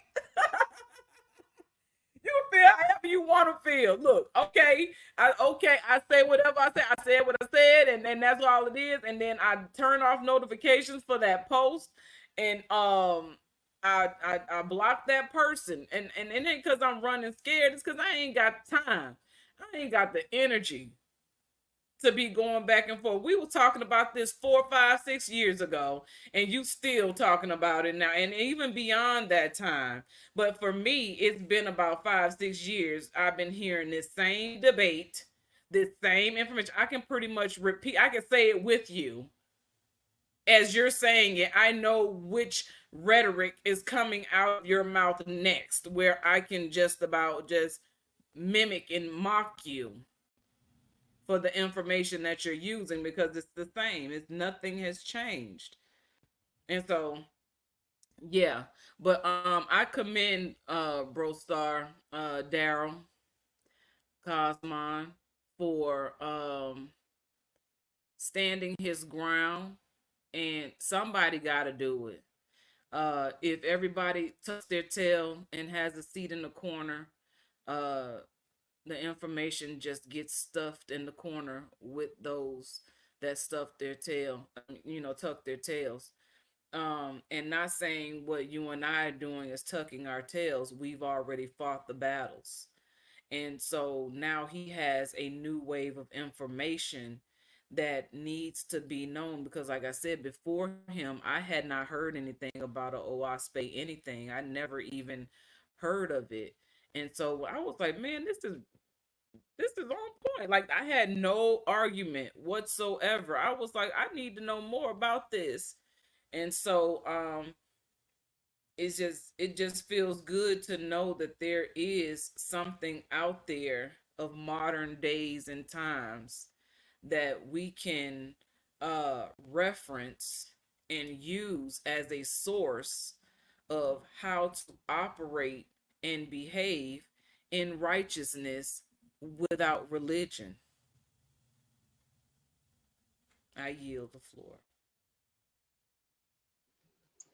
And so, as we were saying last week, we as a people, we have to learn how to update, install, and reboot the information that comes into us so that we act on it and that we live this new information that comes inside of us. And we can't be so quick to dismiss the updates. Hear a little part and then all of a sudden, no, it's not that. Because I mean, all right, so growing up with my mother and learning about Sunni Islam, Prophet Muhammad was the last holy prophet. Well, if I continue to live off that, I would still be calling us Black African American, thinking Honorable Elijah Muhammad done such a great job.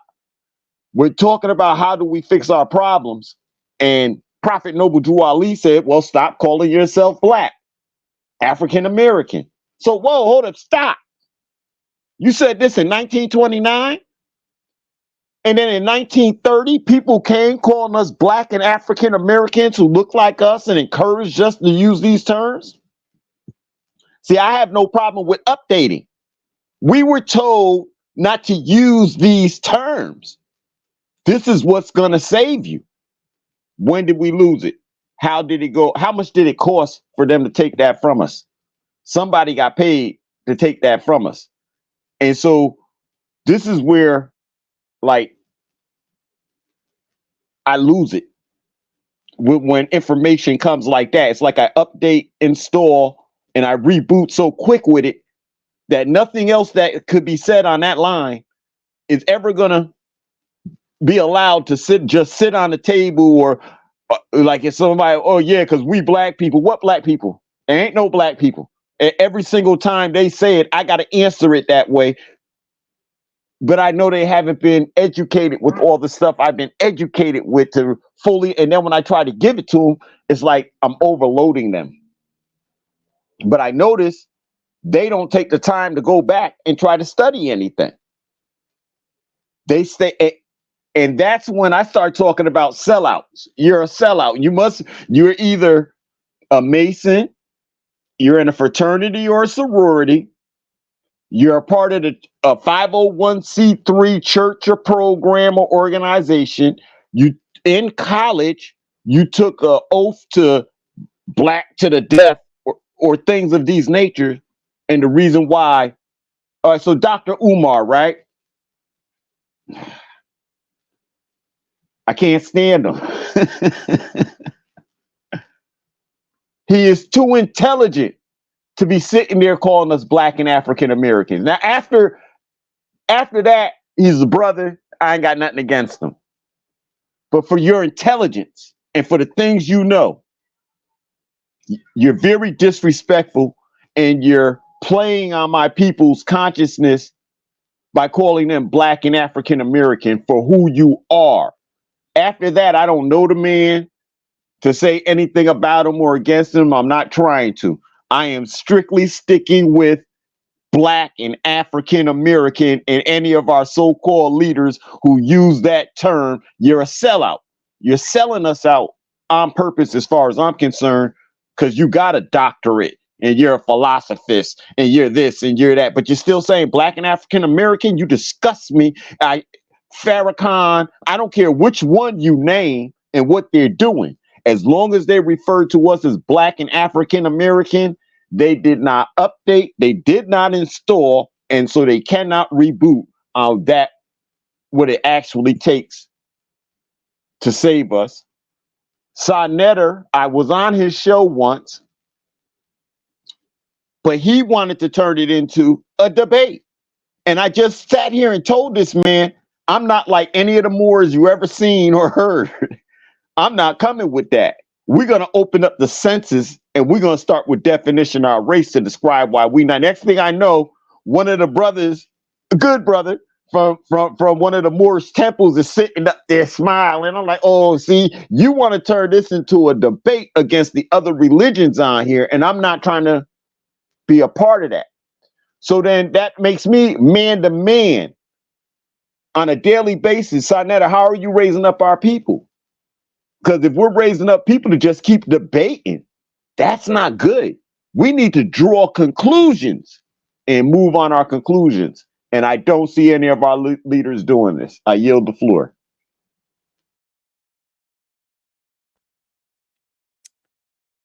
Yeah. Okay, so can't even argue with anything you just said. Now, I'm kind of when it comes to Dr. Umar Johnson, I'm not a follower of his. Um, I just see certain things that he says and it makes sense on his level of intellect. Just like you stated, he's very intelligent, highly intelligent. And then when you put it into terms of how intelligent he is based on his methods used to communicate, or the language he uses to communicate, it is detrimental because there is no growth there. There's no moving forward there. And so if you have the intellect to study information to bring you to that level of understanding in which you could speak in terms of which he speaks, then you should understand the etymology of the word, words, terms, black and African American. And so I understand fully what you're saying and why you saying what you're saying, as far as like he is just a person that you can't trust, because he's choosing to keep the people in a box based on those misnomers and terms that are not moving the people forward at all. Hey baby. So yeah. Hey babe. The camera's Islamism. Islamism. say Islamism. Hello. She said my hello. Hey, shouldn't have laughed. She was like, let me get out of here. They want me to participate. Okay. So Next generation of leaders. Generation of leaders. yeah, for real. So that was Umar Johnson. Okay. And any other melanated leaders. And now we have to also let's get a little bit deeper when we come into this conversation. Take it a step further, because we're looking at what we look like, and you put people in, you put a person that looks like you and I in the public's eye, and we are to think that this person is like us. But you gotta remember, there was um, mixing and matching of DNA to create what they wanted us to see and believe was us, but it's really not us. And it was, we some people would call Oreo cookies, you know, brown on the outside, or but white in the middle. So the mindset and ideals are of the colonizers. They just look like us. Just like there are people who are pale skinned that have the ideals and concepts of those of us who want change. This is why we can't look at what we look like, because we'll get tricked into thinking that everybody that looks like us is one of us, and they're not. They're not for the change. They're not for the upliftment. They're not for the growth and development. They're to keep you in the box. So I think that's important to know. And then also, those that are put on Front Street, who are given the large platforms, because there's plenty of people having really great conversations, on this internet, We're not the only ones. And I think the conversations that we have here, I believe, are very interesting, and are meant to take the people further rather than to keep them stagnant and hung up on word usage. You know what I'm saying? As far as the wrong terms of usage, you know what I'm saying? But to elevate the mind, and you're right. There's a lot of like what you said, the system can't reboot. You know, the system is like a failure in the system. There's no rebooting. But they're rebooted in their own system. You know what I'm saying? If we was to look at like robots that were created, you know what I'm saying, with human skin, it's pretty much what it's like. You know what I'm saying? And when they're speaking like that, it's like, okay, you're not real. You can't be real, because real people can see beyond what you're saying and see right through what you're saying. So that's just like when the computer asks you to check the block to make sure you're not a robot. Why would they do that? Why does the internet ask you to prove that you're not a robot? That's crazy. So that means that there are robots operating the system that look just like you and I. Yield. And perhaps monkeys. What do you mean, like the Rhesus monkeys? Whoa, that was deep. But no, I mean a real chimpanzee. Sits at computers. Look at children. You got they're not even 1 year old yet. If they could get their hands on a phone, they can work the app that they're on to have the fun they're having. Right. So a monkey learning the same type of processes. We've seen monkeys in the lab. We've seen monkeys as actors. A monkey can sit there and do the same thing. What the monkey couldn't do is press the squares with the lights on it. So they use the word robot. I mean, the first thing they sent to the moon was a monkey. So they say, right? A monkey, they sent a monkey up in space first. So how far have they gotten with the monkey sitting at a keyboard on a computer? And they use the word robot to make sure you're not a robot or some other animated computer type intelligence moving in there. But it could just be the robot is a code word for monkey. We want to make sure the monkeys can't get to the next level because we're doing testing and training with the monkeys. When that button gets pushed to stop the atomic war, it wasn't a human. A monkey did it by mistake. Got loose, pressed the button, and caused mass destruction. Nobody's going to take blame for it, so they got to blame it somewhere. So we see it happening, slowly within us. But it's the lack of upgrading. And again, like people, oh, you keep saying you keep down in the moors. Hey, look, we have this information. And to me, like the person accountable and responsible is the person with the tool in their hand. A gun does not kill people. A person behind the gun kills the person. I'll test it. I'll take a loaded gun, take the safety off, put it on a table in front of me, and that gun ain't there. A bullet never came out. The danger of a bullet coming out is when a human touches it.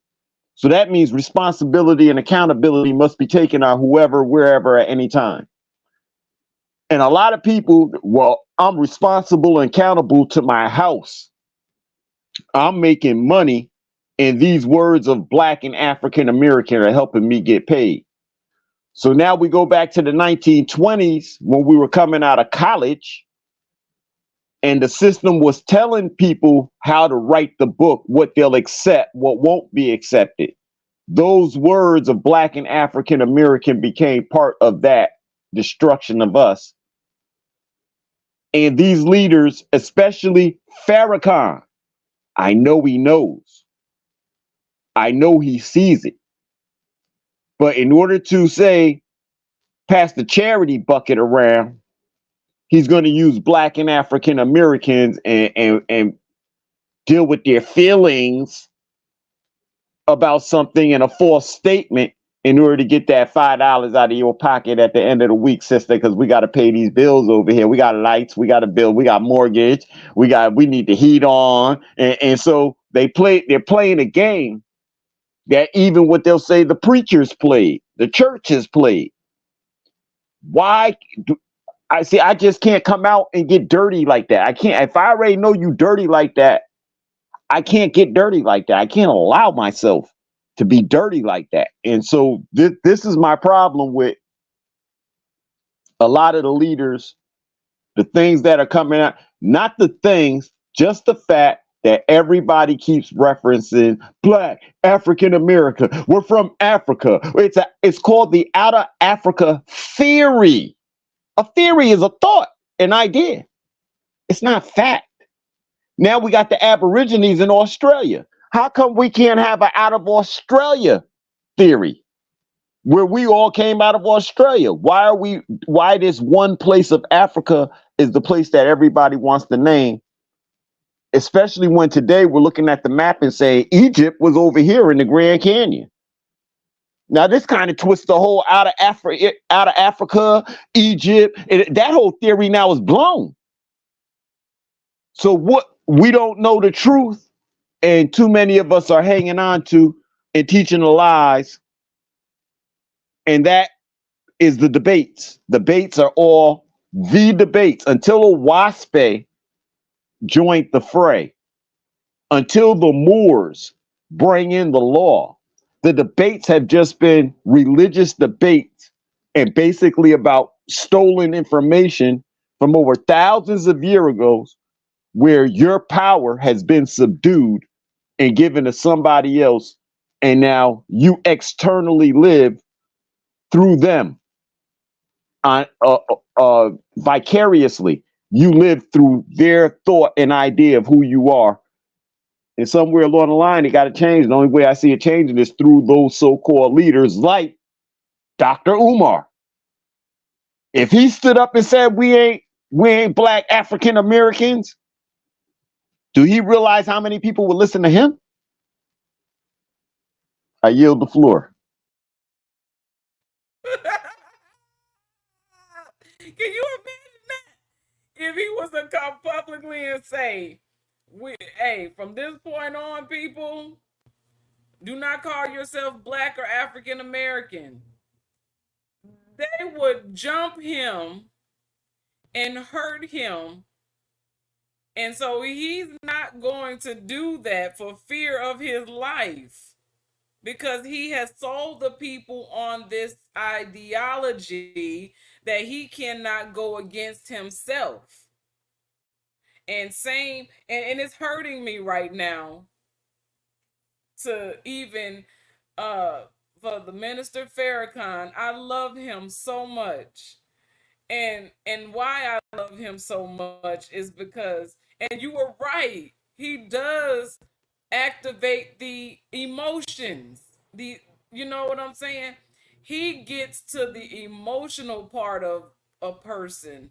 You know what I'm saying? To identify with what's going on, but at the same time, using those same phrases that are keeping the people sick. So it's like, it's hurting me right now. And I'm like, I can, I apologize. But let me say this. Each stage and level is one that someone needs.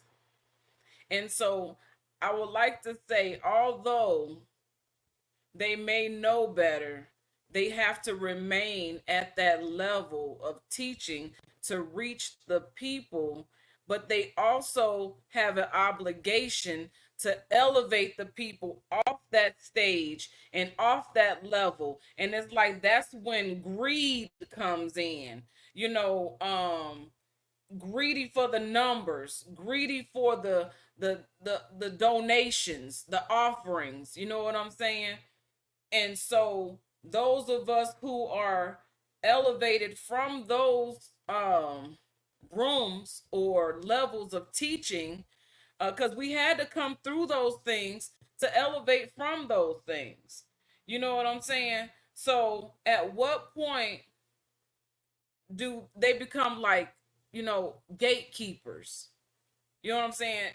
And only the ones who think outside the box can elevate. You know, that's why they say many are called but few are chosen.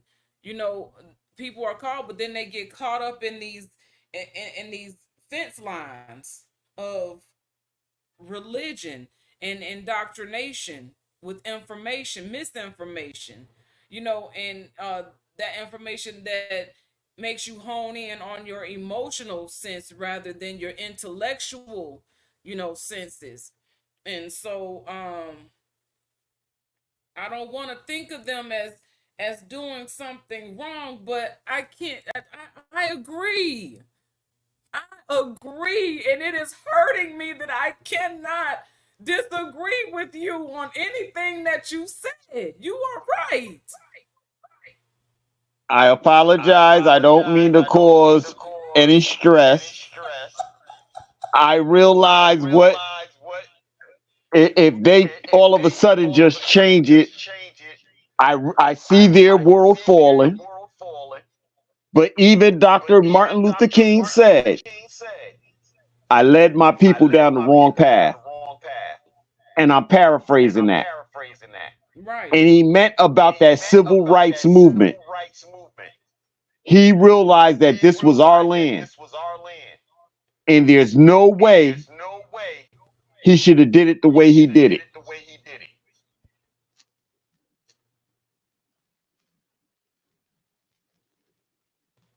I'm sitting here. I have to write some of these things, my notes down, because when we move on, like I don't want to forget. But I just wrote down the people will scatter in fear and perish for the lack of knowledge. No. And this is this is why everybody won't make it to the other side. You know, and it's not like it's not like there's no room. And when we speak about the 144,000, we are not referring to a number of people. There's not going to be like, oh nope, you didn't make it here in time. You're not. That's 144,000th person. You know what I'm saying? Stop right there. That's not it. It is the mind, the elevation of the mind to 144,000 degrees of knowledge or information that you can that you have gained through study and research and trusting what you cannot see. You know what I'm saying? And so something that I have learned over the course of just about 3 years now is I'm having I'm being tested for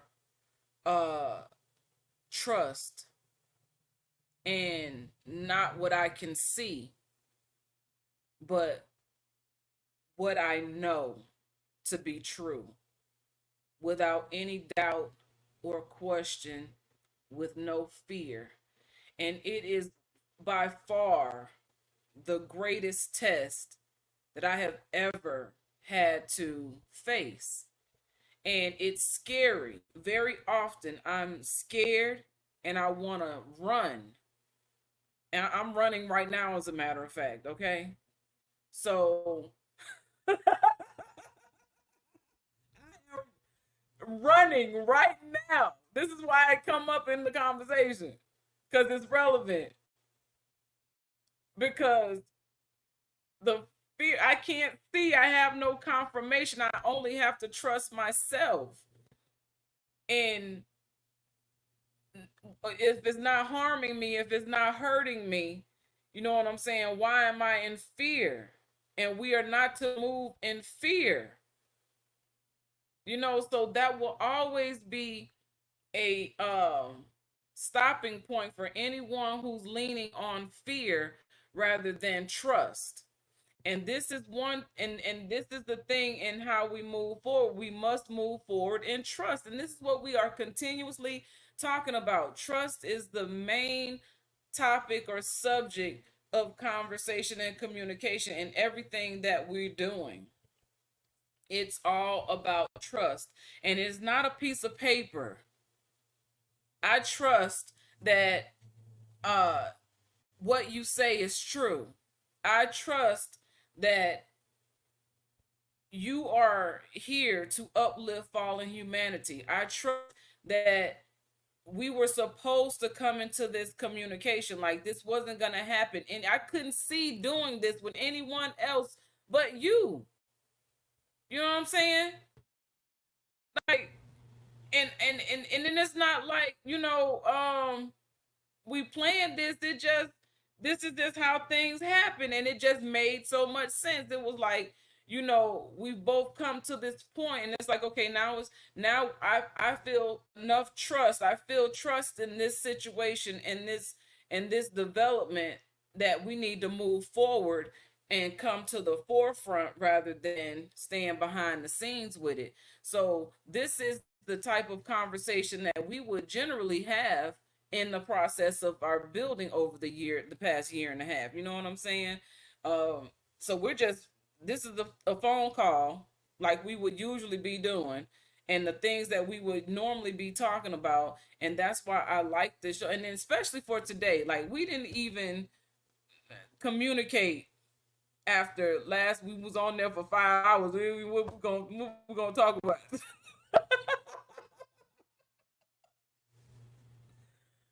So here we are tonight, and we going past 2 hours already.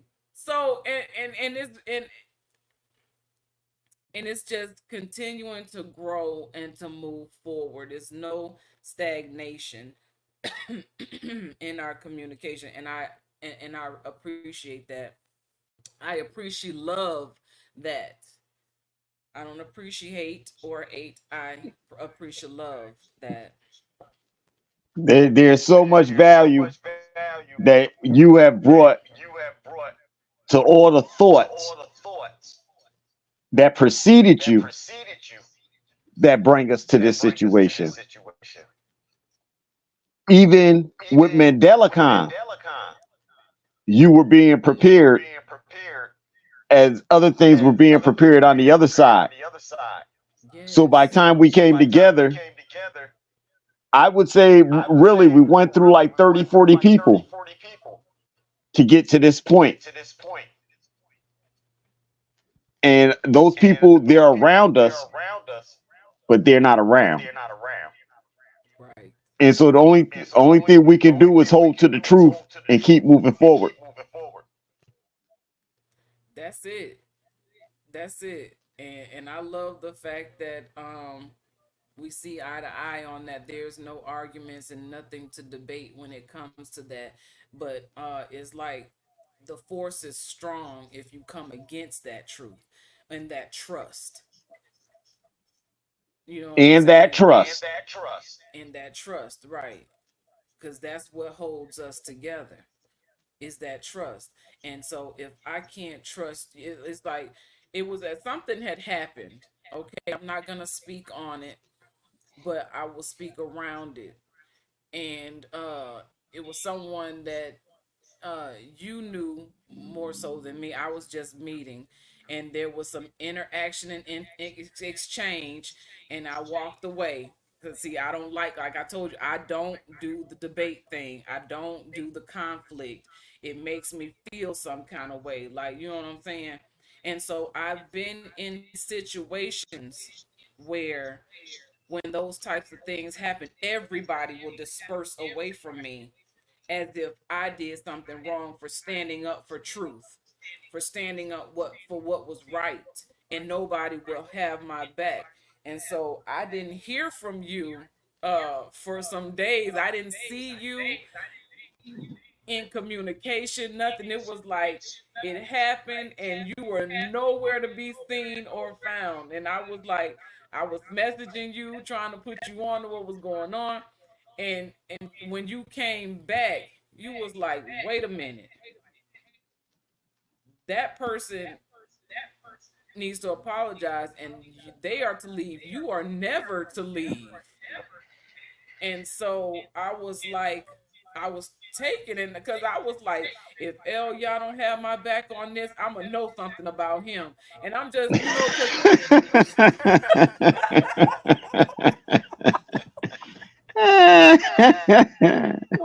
was hurt. I was like, okay, because I didn't want, because I felt like maybe I did something wrong because it was like I didn't have any, confirmation, or I didn't have anyone to say, hey, you know what? No, this is order and this is how it's going to proceed from this point. And you know what I'm saying? It was like I felt alone again. And I got scared because I was like, I have learned to trust you.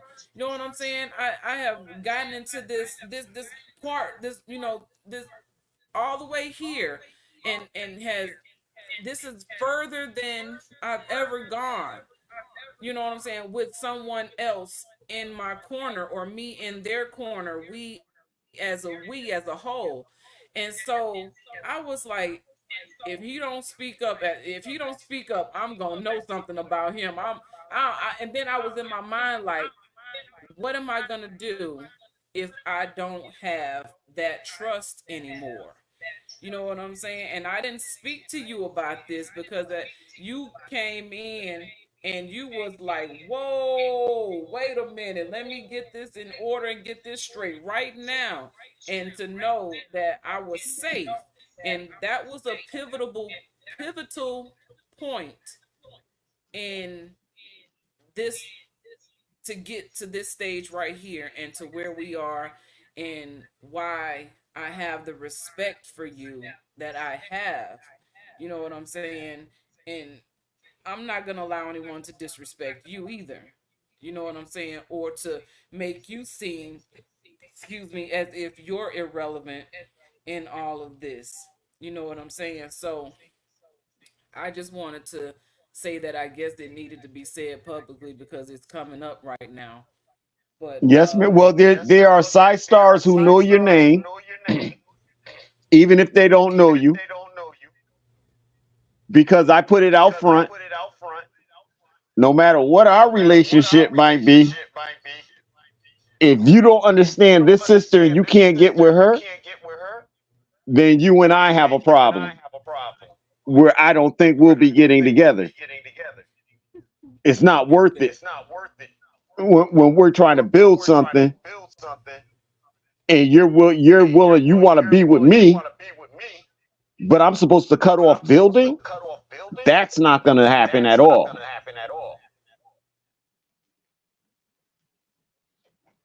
Right. And so that's a part of maturity right there, because so often people change when they get into a relationship with someone who's not in line with the movement, and it becomes a problem. It becomes a major problem. So yeah, Oh, for you're sure. talking to her again? You're talking to that nigga again? What y'all got going on? I know it's more than that. Y'all just pranking. Why don't you just go be with that person? You know how many times I done been Yeah. accused of liking people or all of this craziness, like Lamel being one. I'm like, I've never. And he knows this, you know what I'm saying? Because he ain't never. So it'd be funny when people think like that. Like, where is your mind at to even think that it is not possible for us to be like, I mean, don't you have brothers and sisters and cousins? So you come from kissing cousins, and you know what I'm saying? That type of environment where that's what you accustomed to or used to, because we're not blood, we can't be family. Like, what are we saying here? What are we talking about? They don't know what they talking about. Right. They have no idea. So that's crazy. But yeah, if Farrakhan was to come out and say, hey, look, people, we are not gonna call ourselves Black and African American. You know, I know you know, so it's not even a question to do you know how many people follow these organizations and these people in particular. You know what I'm saying? Like, I can get with things that Minister Farrakhan speaks about, because he speaks truth and he does speak, facts. But then when it comes to that right there alone, that is a deal breaker in following wholeheartedly, or saying, I'm going to join the Nation of Islam because I I believe in this. You know what I'm saying? I can't. I've never been able to do it. Hence, here we be. So I acknowledge the knowledge that comes from these people, Farrakhan and Umar Johnson being two of those people. But and another one, I'm gonna mention his name just because he be all over the internet talking about everybody else. Sabir Bey. I used to listen to Sabir Bey all the time. Like, and he's a debater. He wanna argue about everything. And he's so used to people coming at him in argument that he start the argument before you could even start an argument with him. I be like, there he go. Oh my God.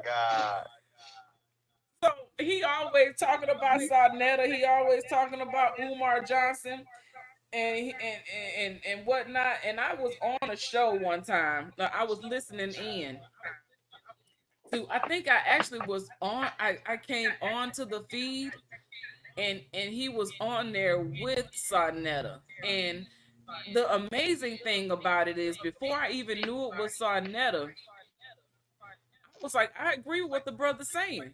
You know what I'm saying? Because he was making sense. Now, Sarnetta by himself makes sense. He's very intelligent, and he has a lot of knowledge and information. But when he gets around a different energy, he's formidable. Like, he's mutable to energy and information, and he will change and switch on you.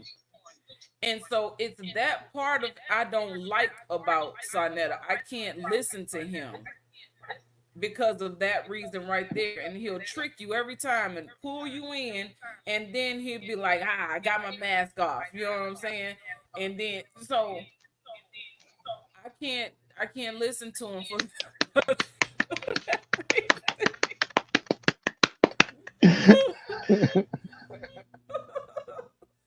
You're calling out the character. That's what it is. I mean, I study these people. I watch them. I listen to them for a certain to a certain degree now, because I'm not following. But you don't know anything if you don't know anything.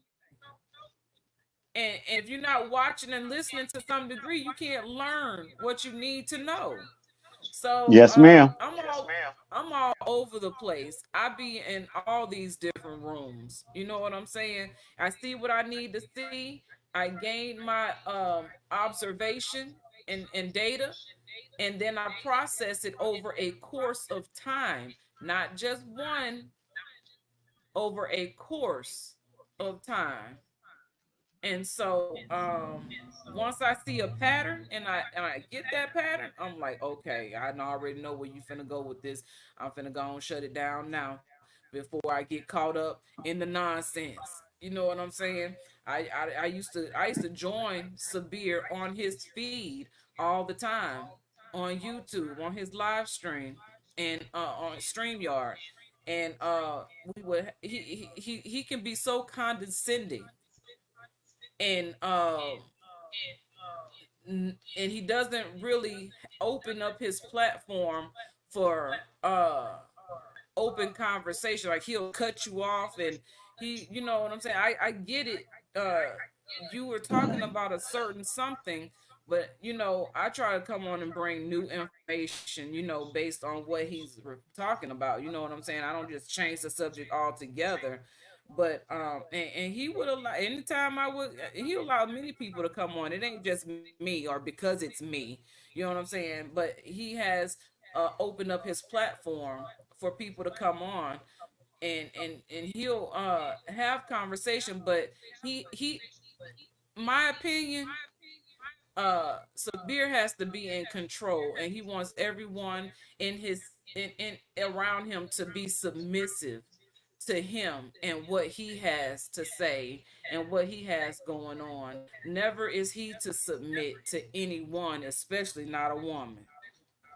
And so that's where I take issue with him. So I can't even listen to him anymore. And then he's so full of rhetoric and the same information. He don't change at all.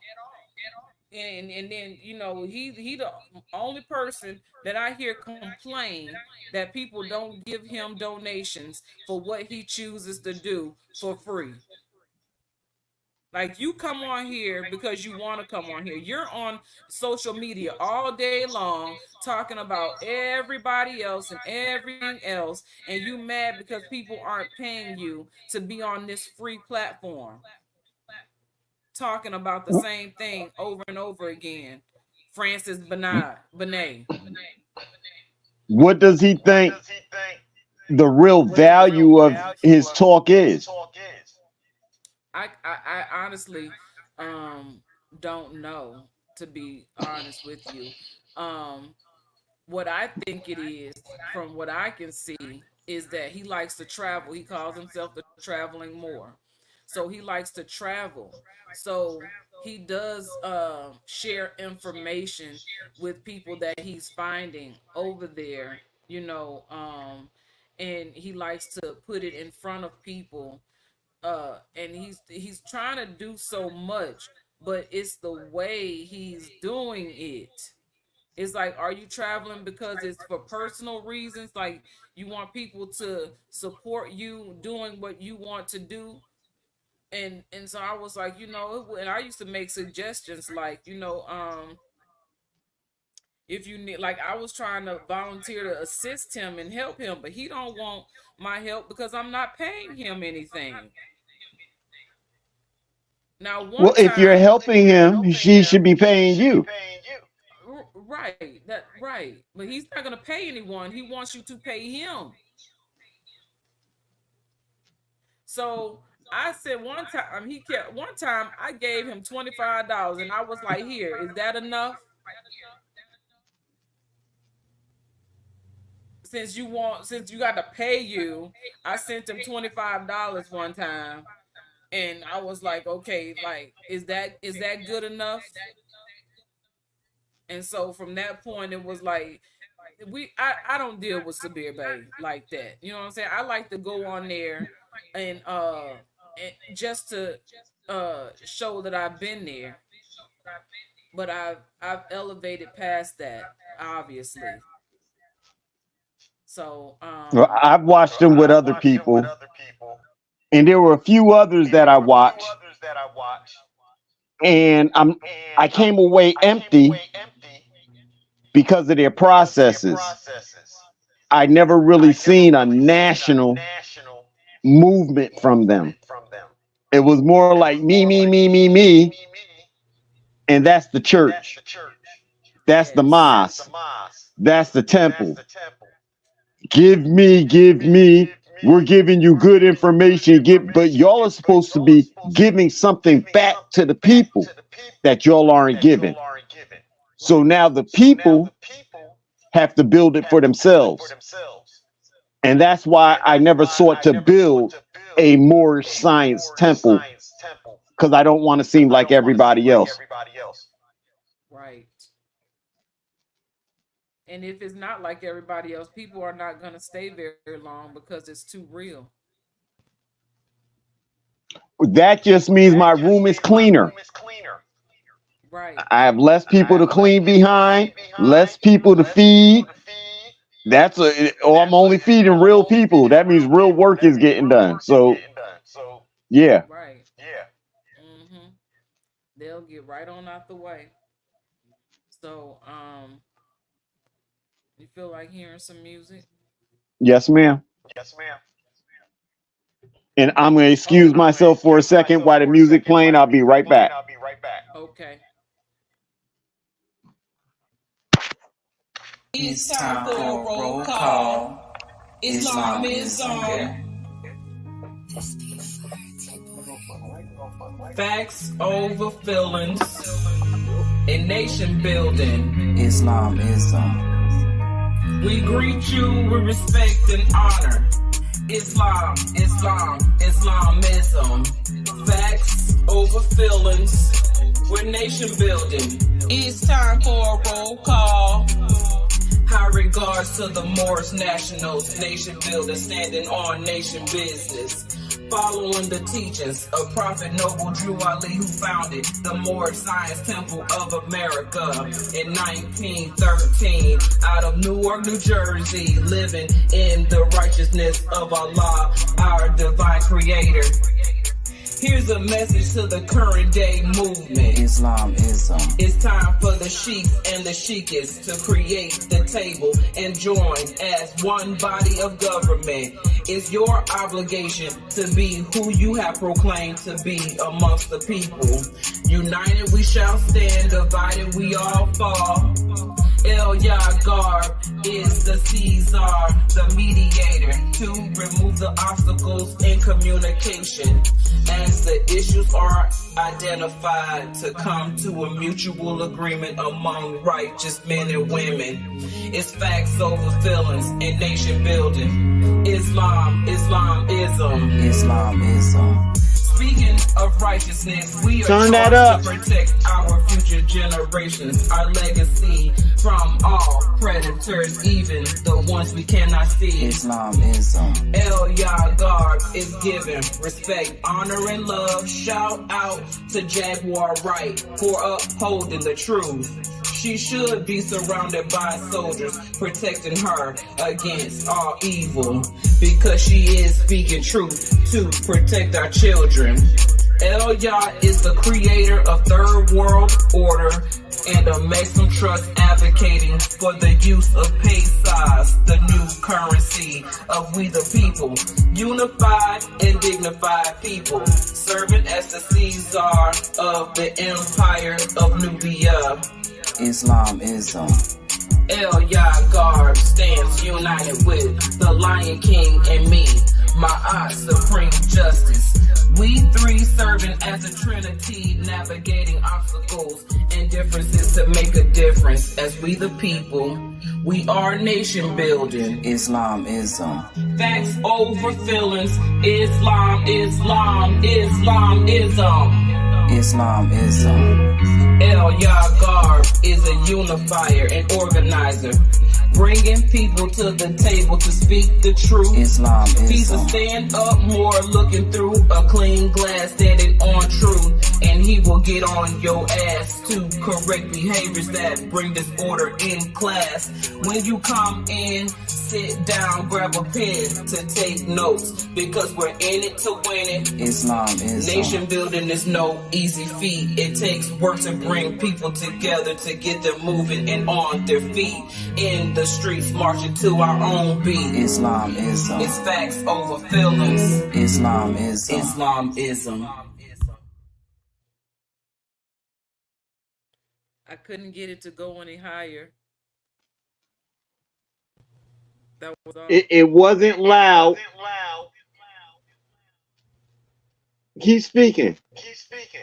No, I was saying I couldn't get it to You're low too. You're low. Can't hear okay, you. I don't know. I can't get my I got the volume all the way up. You know, it might because when I listen back to the feed, uh the music sounds you can hear it good on the playback.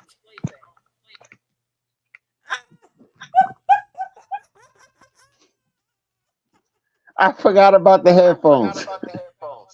I'm like, get it to go any higher. Let's do it again. Yes, ma'am. It's time for a roll call. Islamism. Okay. Yeah, I forgot the headphones. Facts over feelings. In nation building. Islamism. We greet you with respect and honor. Islamism. Facts over feelings. We're nation building. It's time for a roll call. High regards to the Moorish nationals, nation building, standing on nation business. Following the teachings of Prophet Noble Drew Ali, who founded the Moorish Science Temple of America in 1913. Out of Newark, New Jersey, living in the righteousness of Allah, our divine creator. Here's a message to the current day movement. Islamism. It's time for the sheiks and the sheikas to create the table and join as one body of government. It's your obligation to be who you have proclaimed to be amongst the people. United we shall stand, divided we all fall.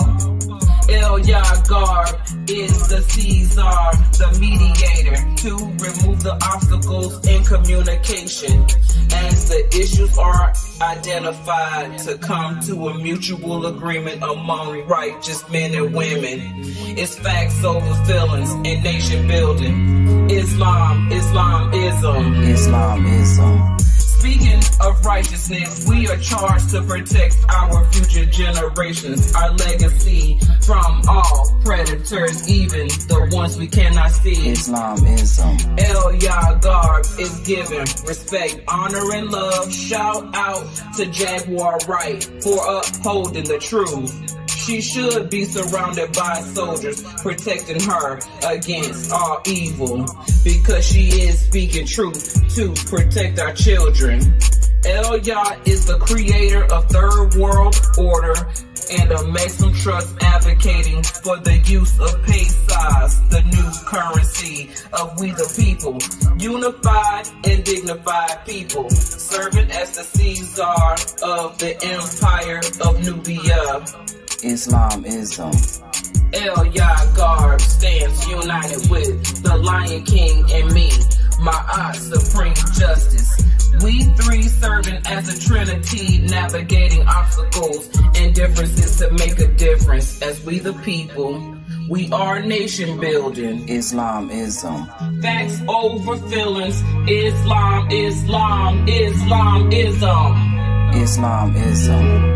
El Yagar is a unifier and organizer, bringing people to the table to speak the truth. He's a Islamism. stand up more, looking through a clean glass, standing on truth, and he will get on your ass to correct behaviors that bring disorder in class. When you come in, sit down, grab a pen to take notes, because we're in it to win it. Islamism. Nation building is no easy feat. It takes work to bring people together to get them moving and on their feet.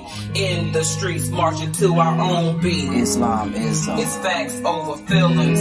Islamism. Islamism.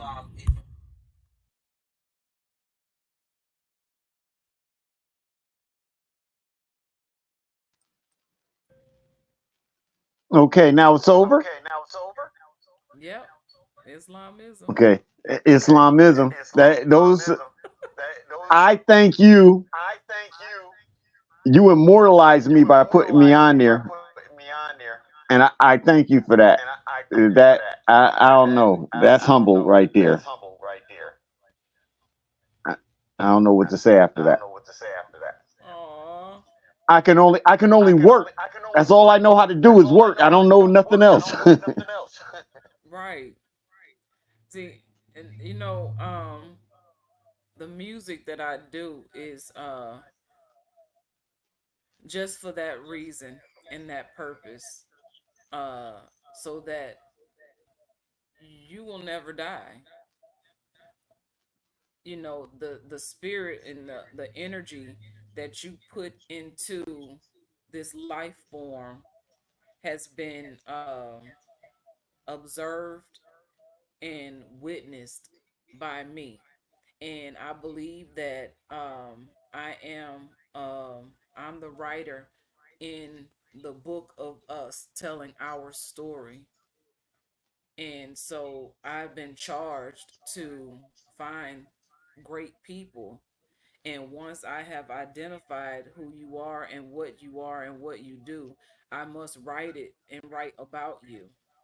And so it became heavy, like writing in notebook. I have so many notebooks and so many notes and words and on paper. And that's why the music has been so moving for me, because it's an easy way of documenting, telling a story through the music. So I know that, it's not professionally engineered or anything like that. It may be offbeat at some points, or maybe all points. I don't know. Maybe it's hard for some people to listen, but I appreciate you listening to the words rather than finding points that you know can use work. I know that. You know what I'm saying? I'm not a professional. So I appreciate, you having a ear to hear the message, and that I'm honored to be here with you in your presence, to even have the ability to write those words, of truth and a synopsis. There's so much more I could say about you. That was a synopsis based on, a conversation that we had had, and I had been like, okay, I got to write something about him, but we hadn't built enough for me to, again, when I finally got it, I was like, it took me no time. I got it out and I was like, here, how do you like this? What do you think about this? And so that was that. Um another So yes, thank you for being you and staying on course to meet me here. Well, it's an honor to meet you here. And Mandela has done a fine job in his teaching, and you've done a fine job in accepting your position and who you are and what you need to do. And I'm ever grateful for that, and I'm humbled by that. That's what's up. Yes, And ma'am. so we've come to this time, and we're steady moving, and so um let's just keep it moving. I mean, even if we come here and this is the conversation, if anything, this is for our future generations, and to come along and be like, this is the work that, my mama, my dad, my uncle, my grandpa, my grandma, my auntie did. You know what I'm saying? My cousin, my sister, my brother. This is the work that they were doing. And even if it's not accepted by many today, there's going to come a time where this is the only thing that's going to make sense. Not the We'll be only thing, but pioneers. a part. Yes, we are pioneers of this movement that we are have initiated here and brought to the people. And the fact that we're not even alone, we're collaborating with uh other groups, like OASPE, like Shabaka's Black Messiah Experience Code. Enhanced, the Messiah Code. You know what I'm saying? And they're active in this movement with us. You know what I'm saying? We can literally say, yeah, we're with them and they're with us. And whatever differences we have, which are very few, you know, we don't hold each other like, hey, I don't agree with that, and let's fight. You know what I'm saying? Right. We're not. We're not Let's have a debate. let's have a debate, right? Let's debate on that. I'm like, Uh, we can debate on everything. So there's another movement that I feel very much a part of that is that has a large platform, and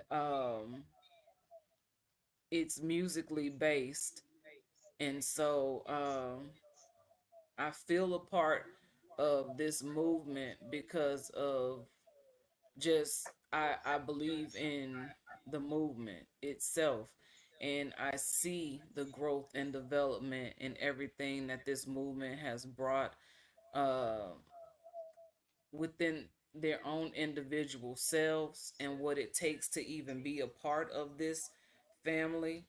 Um, and I would love, like I said, I want to meet Kevin Gates one day to say, hey, I've been following your movement. I love what it is that you're doing, and I want to be a part of that. And so I have made music in reference to that as well, and what I have observed from my study, because I don't hang around too long if it doesn't make any sense.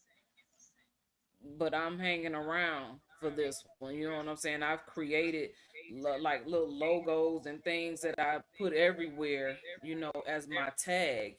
That's me. Regardless of what name is under, that's my tag.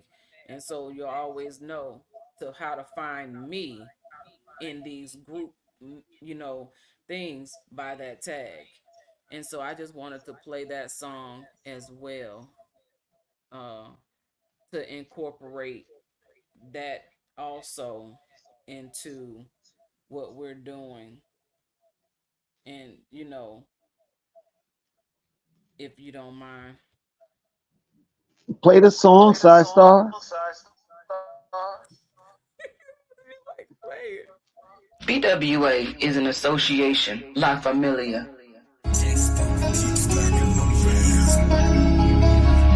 Breadwinner stand up. Breadwinner stand up. Connected for greater reasons as men and women of God. The gods and goddesses of love and chaos. Breadwinner stand up. Breadwinner stand up. Breadwinner stand up. Foundation with an initiative to make a difference as the example of what different looks like. No stereotypes, but a lot of sound bites coming through your speakers when you see the power in unite. We gotta get it right, get connected and keep listening. You can see the change and where the love will always remain. It goes beyond the fame, so some things will be the same. Sheeta's take for good old sake. My take will show anyone seeking the capacity of my heart. The capacity of my heart.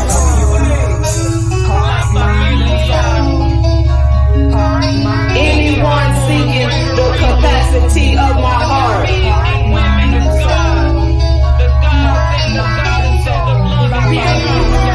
Don't be alarmed, what they eat won't make you shit. Beyond the mess, BWA is still leading the way in a revolutionary way to heal the land with love and appreciation.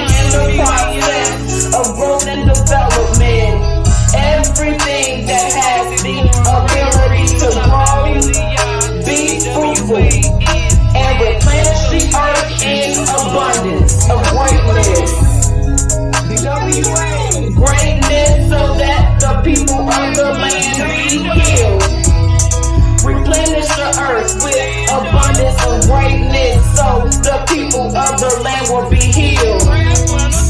BWA is an association La Familia, connected for greater reasons as men and women of God, the gods and the goddesses of love and chaos. Breadwinners stand up.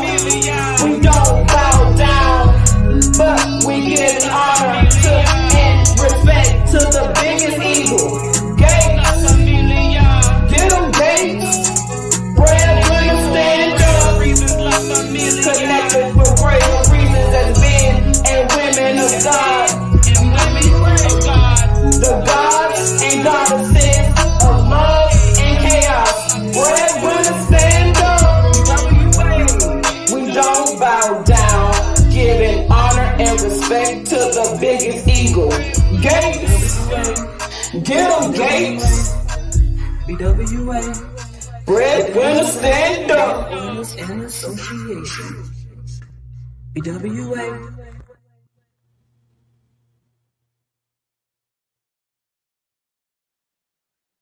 Islamism. See, that's hot too. Now, here's the part I don't understand. What's not professionally sounding in there? I don't get that part. Because I'm doing it by myself, and maybe that's a little bit like I haven't been taught how to do anything that I'm doing. I'm self-taught how to do all of that. But it sounds excellent to me. Well, thank you. And see, when people come across like that, because I've been told, oh, that needs to be this and that. Really? Then I play it at a party and everybody at the party like it. So what was that person talking about? I don't get it. Right. You right. You absolutely right. So I had I haven't spoken to him in a while. A friend of mine from back in the day, been knowing since I was a teenager, before I even went into the army, and he was very judgmental. He always he a self-proclaimed hater, and made it known that he was a hater. You know what I'm saying? So it was always hard for him to say anything nice. Oh, wow. And so anytime I would let him send my music to him to listen, he never had any real good feedback. And after a while, I was like, after so long, it's like, okay, when you're a friend, you be a friend. You know what I'm saying? You don't say things and do things to hurt a person that you're calling your friend or that you're saying you love. And so I had to remove myself from that type of communication, because if it wasn't adding, it was subtracting. And I wasn't being as productive, because it was like, some people will come into your life just to be a distraction. And so they see your greatness, or they see that you're moving and going somewhere, and instead of trying to help you get there, they'll the crab in the bucket type of energy. And so I recognized it, and I let it linger around for a long time. You know what I'm saying? I've cut off communication several times, but this last time I was like, you know what? I got too many things to do. And I noticed after I cut off that communication how I have continued to grow and move forward, and not miss or skip a beat at all. And so yeah, it's sad when things like that happen, but you want to know what?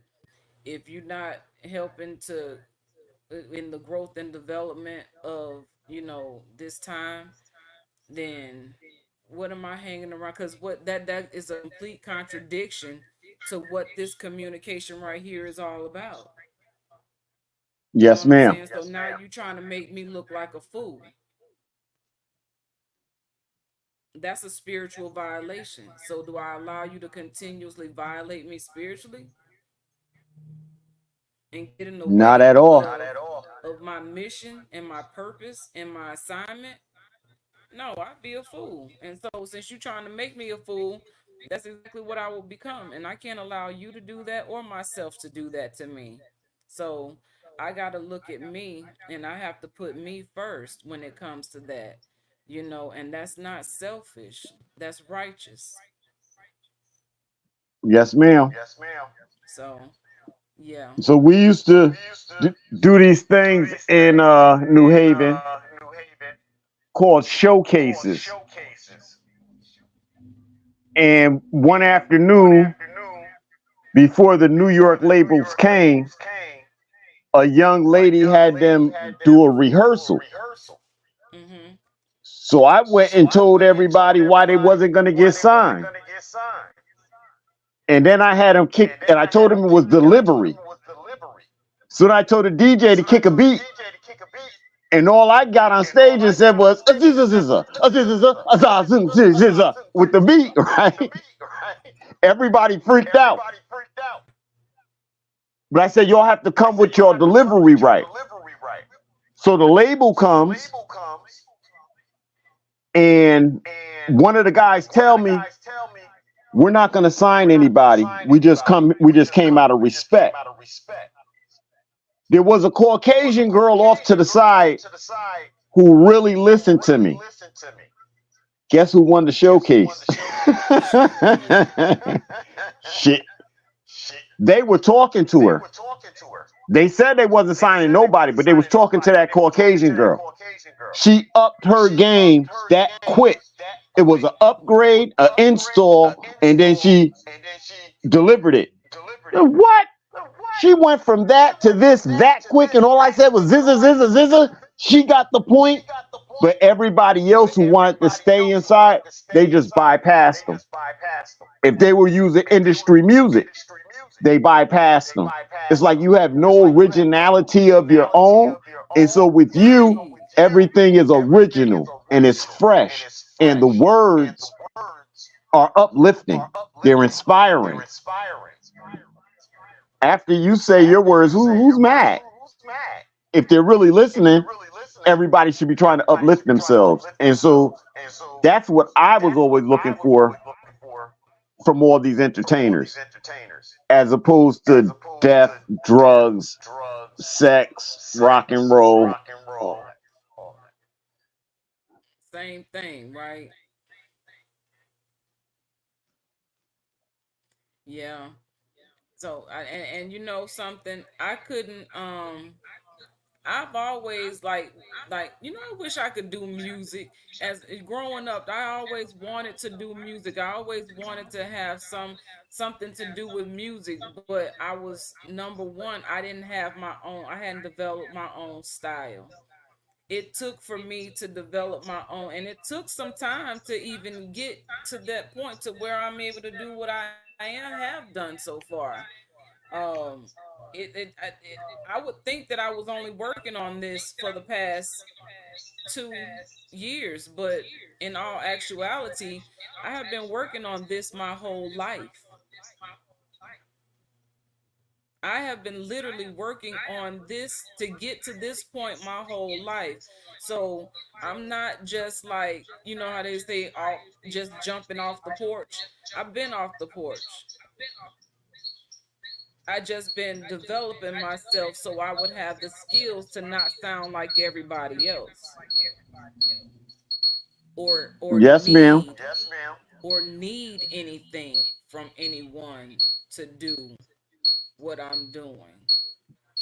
I needed to have a message. It had to make sense, and it had to move the people forward rather than keeping them stagnant in on the same wavelength. So it had to be a different frequency and vibration. And until I had a grasp of that, it took for me to go through all the steps we spoke about earlier in the show to get to this point. And so it was listening to honestly Kevin Gates that really gave me the courage to step outside of my fear and do it. That's why I say that organization, um I feel like I'm already a part of.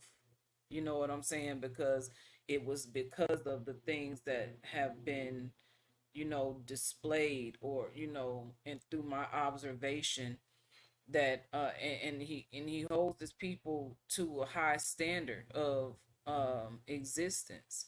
You know what I'm saying? And if you're not gonna vibe high, then he ain't vibing with you at all, because he has to put himself first. Like I was just saying, I had to put myself first, and not stay with low vibrational people.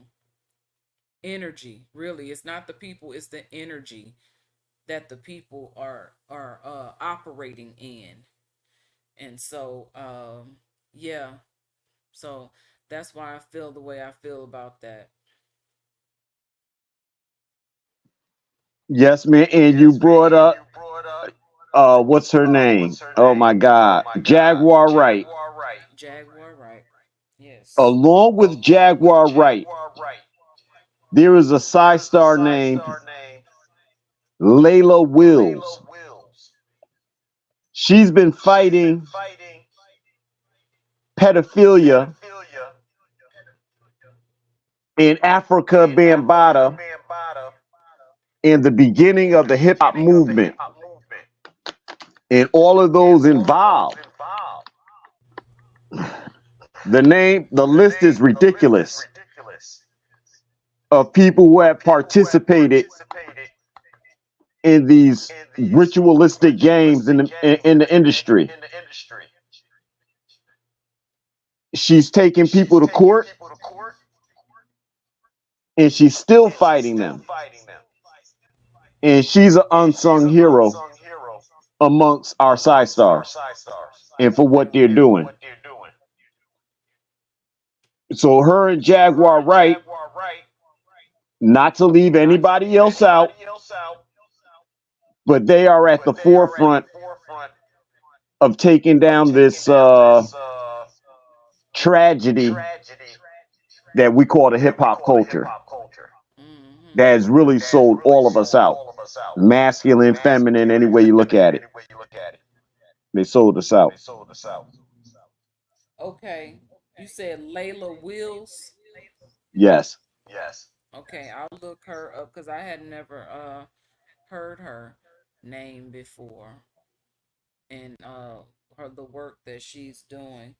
So like I hadn't heard of Jaguar Wright until she was, out and like just being boisterous in her delivery, because it was like, okay, I've had enough, and they have put so many agendas in on her, against her, and she's still standing to this day, because not she's so clever, because she was in the industry and saw these things happening and was blackballed because she didn't go along with the get along.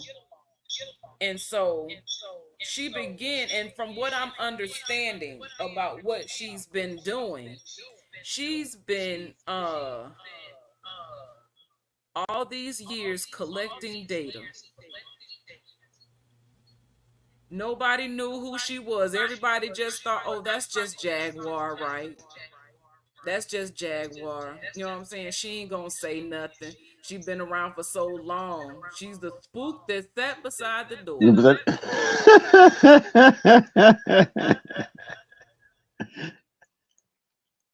Yes, ma'am. She's one of the biggest spooks, and not want to cause harm, but to bring enlightenment to what has been going on behind the scenes. And she was fortunate enough to be built to go through what she had to go through, to say what she's saying, now without any fear at all. They can't touch her. She can't be touched. Amen. Because I think of myself in those situations, and I have to admit it, I would be doing 15 to life presented with some of those stories that they tell about the industry. And even when it comes to like Justin Bieber, the Caucasian kid, do you think I would stand there and watch you rape him? I'd be in jail. Y'all be calling me crazy for standing up for that little Caucasian boy. But he's a little Caucasian boy, and y'all are grown men. Right. And this is how you're abusing him? Man, come on, man. I couldn't have backed that. Right. I didn't become a cop because I knew I would arrest cops. And what they would shoot me in the locker room or somewhere. And I'm dead serious. Right. I couldn't be an attorney because I would tell on you too. Soon as I realized you told a lie or something, whoa, you too, you're going to jail right behind them. As soon as they go to jail, you're going to jail because we caught you lying, we caught you cheating. So the only place that I know where I could have been me is under the teachings of Prophet Noble Drew Ali. Other than that, I'd have messed up somewhere. I'd be in jail for hurting people who were hurting people. I can't explain it no other way. No, you explained it perfectly because I understand exactly what you're saying. I mean, look at I'm here. I'm right here too.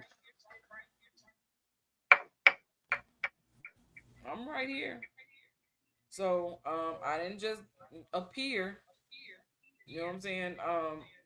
I had to know that there was things that I couldn't, I would not agree to, and I knew that I would be more of a problem in those professions than to just not be a part of it at all.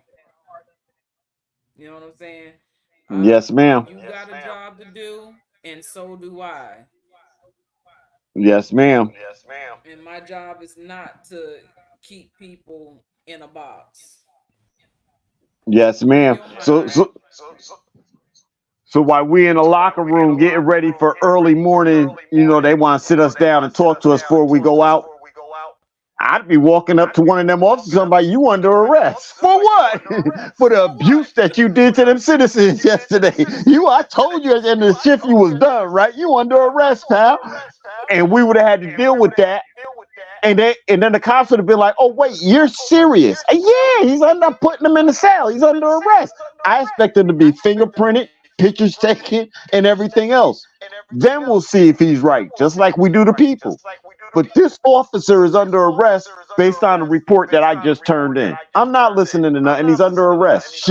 She's under arrest for the abuse that they put on somebody else. Well, and you want to know what these fraternal orders operate just like the Masons and everybody else. You would not have survived that. They'd have held a ritual killing. Yeah. They'd have found me hung in the police talking about he was going through problems. Then he walked in and hung himself in the locker room. Yeah, all right, pal. I Right. used my government issue belt to do it with. Yeah, all right.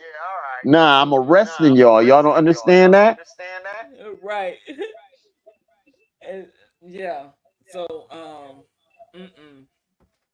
That's why we're not there. Um I couldn't even be a social worker. I got my bachelor's degree in social work, and when it came to looking for a job, there were so many like restraints in that field, you know. And so I was like, well, I would rather be in my own business. And then I thought about it. I was like, okay, I don't want to deal with anything dealing with CPS at all because it's a corrupt system, you know, for human trafficking. It's a cover up for human trafficking.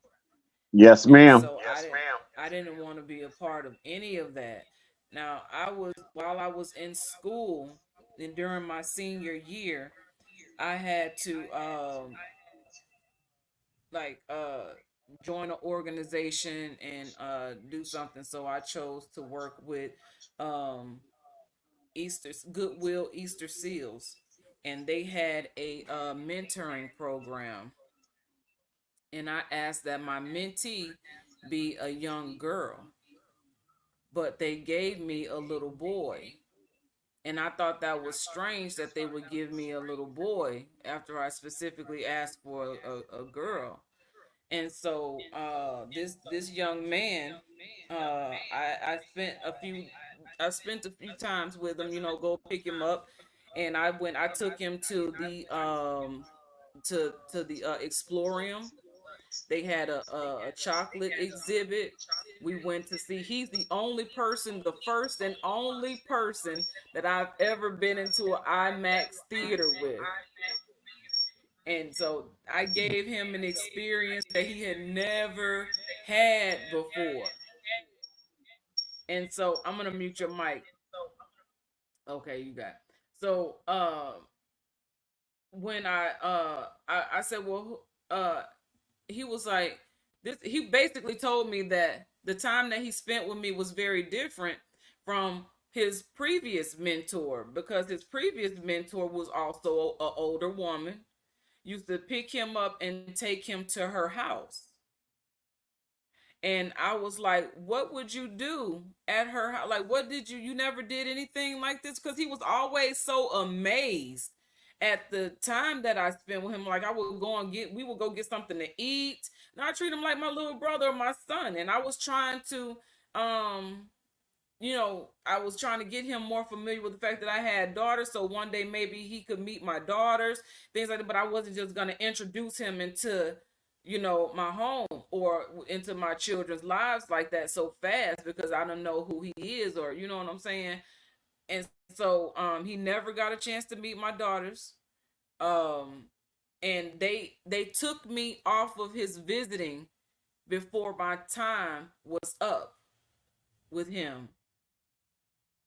And the way he was explaining to me, he would never really go into detail about what he did with the other lady.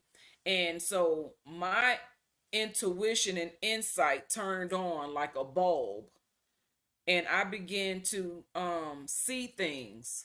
Now I do this without even, I don't even be looking for it. It just happens. My mind will be opened up to information, and I begin to see beyond words, and through the energy that is being fed through that exchange. And I began to see that woman was molesting him, or, you know what I'm saying, having inappropriate relations with him. You know what I'm saying? And that was why he was so shocked with me, being so motherly the way that I was. And, the type of care that I was giving him was so different than what he had been experiencing. And they took me off his, without even telling me any good reason. They just like, well, he doesn't have any visitors anymore. They just cut off the service altogether with him. They separated him from his siblings and all of that. You know what I'm saying? And that was always a concern for me. Like, I used to go and check on him every so often, because I had become invested by this time, like, and concerned about what was going on with him. and they just said they moved him to a different, he wasn't there anymore. You know what I'm saying? But I believe that when they would probably question him on, hey, what are you doing with this mentor when you go out from here? And he would say, well, we went here, we did this, we did that. He has all these exciting stories of how a child would explain what they had done, that they knew the difference between what he was doing with me and what he was doing with that other lady was different, or that other lady had something to do. She maybe was like a donator, you know, who gave funds to just, you know what I'm saying, to have this boy come into her house and don't speak about it, don't say nothing about it, but you're allowed to do that because he's in foster care. It was just so crazy, and I just really I hated that, you know, but I was grateful that I was opened up to that, so I could know that that type of stuff goes on. It happens for real.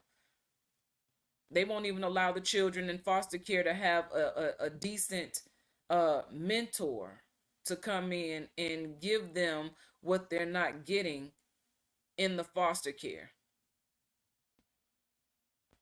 I was a problem.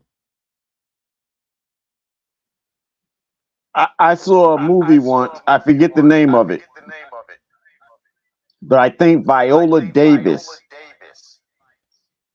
She played the head of one of those agencies, and the young girl that she was in charge of, she wanted the young girl to experience what she experienced because it made her a strong woman. And in that, the young girl was being switched from home to home. Every time she got comfortable somewhere, they were switching her to someplace else.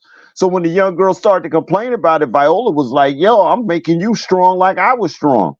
And the way the young girl explained it, Viola felt bad because you're abusing me. I said, oh, the young girl explained it to her by the time she was like 16, 17. I'm taking this as abuse. This ain't helping me. I can't be stable anywhere. And Viola realized that that was the life she lived and she didn't like it. I'm not going to say she made it better, but it was just the experience of seeing the older person jealous of a younger person and the opportunities of a younger person that even brought new ideas to me that a lot of adults are jealous of the youth and their opportunities. And this is why you keep saying Black and African American. Because if you tell these youth who they really are, you know they're going to have a better future than you could have. But aren't we raising the children for that purpose? Aren't we educating them for that purpose? So I don't get it. I don't see how, if Hitler did the things Hitler did, I know if I was standing next to Hitler and he started talking about, hey, go get them Jews and put them in I hit him with the butt of my gun. Stop talking. What is wrong with you? You just want to put people in concentration camps? You're crazy. Y'all, the rest of y'all don't see this? Oh, well, maybe I need a bazooka to talk to all of y'all and just get rid of everybody. Because these type of things, do unto others as you would have done unto you. After that statement, I don't know what other people are thinking about when they get dressed, put their badges on, when they get their degrees, and then they say, I'm an attorney or I'm this or I'm that. And then your whole world becomes about abusing other people. And then everybody want to look at what's going on in our streets and think it's crazy. Well, the people at the top are crazy too. They fighting and arguing over money and everything else that the children are arguing and fighting over. They got gangs as adults too that come and jump people at jobs, and you're mad because you don't want him to get ahead of you or her to get ahead of you. So you put dirt on them to where they get fired. Then you send problems home to that family. And so it's just like, if it wasn't for us, I don't know what the future will hold for like my grandchildren. I don't know what it will hold if it wasn't for us.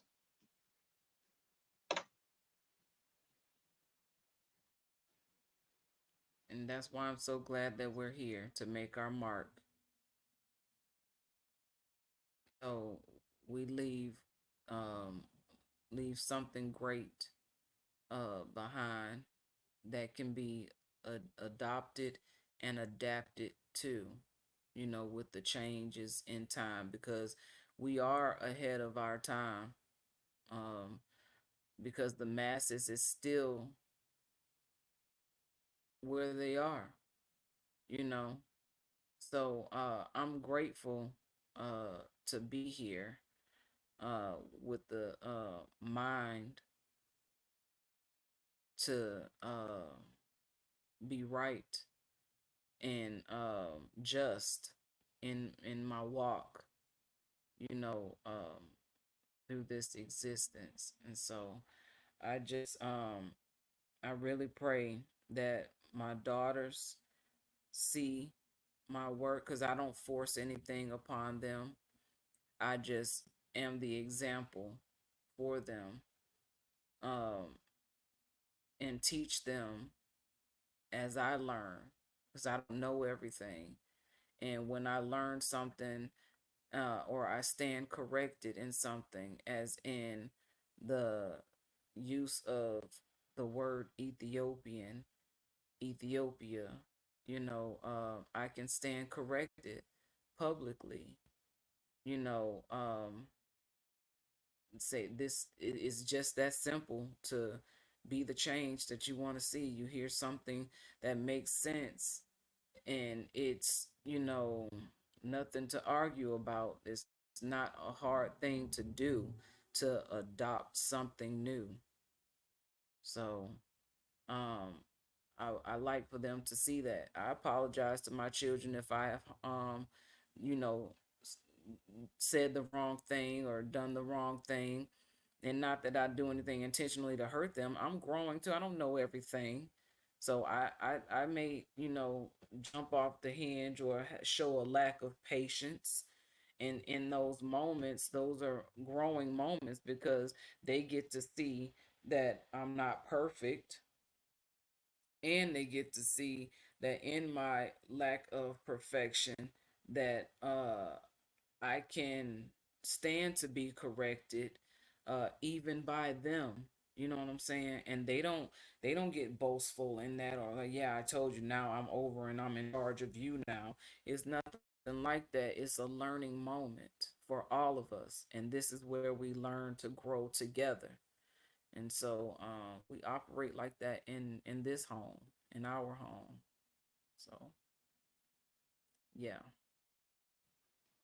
Yes, ma'am. Yes, So ma'am. one year I got One year fired, I got fired, and I came home to my daughter and I said, "Listen, Dad got fired from work today, and I don't think I'm gonna go back to work anytime soon. So we got to go buy you some clothes for school." When I took her to the store, I felt like I was teaching her how to buy clothes. So especially when we came to shoes, we got clothes you could wear today, shoes you wear today, and then we buy clothes for tomorrow. So you're going to get bigger. So we bought a couple of shoes that were too big for her, some shirts and pants and stuff that was too big for her, because Daddy really didn't think he was going to go back to work that quick, and let her grow into them clothes. She remembers that lesson to this day. And that's how she operates within her house and what she's doing, based off that type of lesson of preparing and or having the resources for the next level, as compared to just eating today. I got to eat 3 months from now. So let me handle 3 months from now today and everything that I'm doing. And I appreciate my daughter so much, and the way she operates as a woman, being 38 years old, having her first child at 20. And as far as I know, she's only been with one man in her life, and they're still together.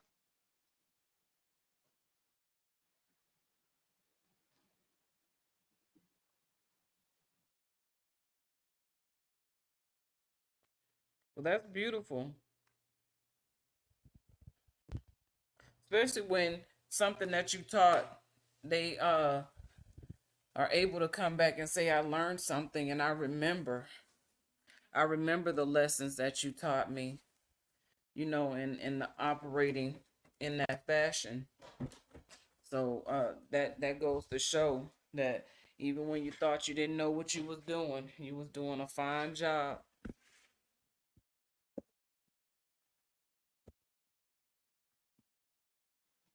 Yep. So that's why I know your daughters getting that from a woman, they're going to be 10 times as great because they're getting it from you. Well, I respect that and appreciate you saying that. But that's all I want is for them to learn from me. Just learn. So let's play another song real quick.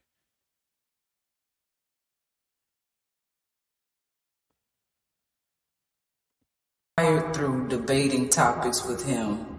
Who am I? Take a mental journey with me. Who am I? A journey of clarity to see. Let's go on a ride. Open up your eyes to see who I am. Got 100. Take a mental ride with me. I'm the spider that spun the web you think you caught me in.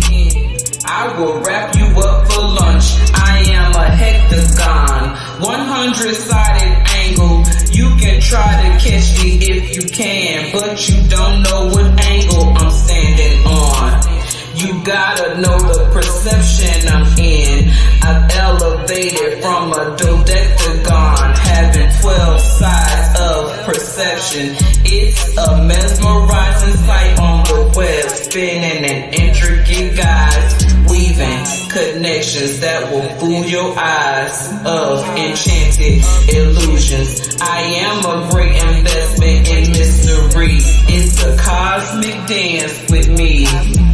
Threads intertwine, perceptions redefine. Watch as we sway, there's no delay in what we say.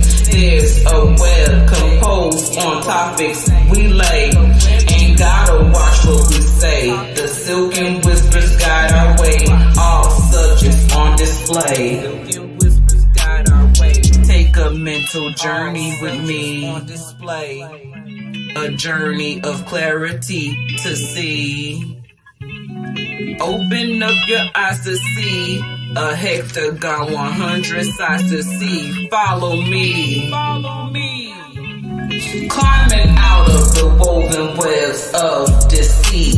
On 100 angles of truth. On a soulful journey of silken whispers. The hectagon is spellbinding of mysteries that mind-bending. Filled with introspections where sanity is exposed. A hectagon. My spider web is a tangled maze in time. You can find fragile threads of perception through experience and conversations with me. Follow me, testing your senses in the wilderness on the topics which lie beneath me. Have fun on the search for me. It's a delicate climb with me. You gotta be willing to go deep with me. To find a place to embrace the beauty of life with me. It's an escape of our souls. Progression, the mind mesmerizing confessions. Take a mental ride with me to open your eyes. To see what you cannot see on the course of making connections and clarity. To see a hectagon. It's a mental journey with me. Follow me. Take a mental ride with me. A journey of clarity to see. Open up your eyes to see. A hectagon has 100 sides to see. Come on, follow me. Take a mental ride with me. A journey of clarity journey with me. Open up your eyes to see of clarity. A hexagon has 100 sides. Open up your eyes. Follow me. A hexagon, 100 sides to see. Follow me. It's a mental ride with me.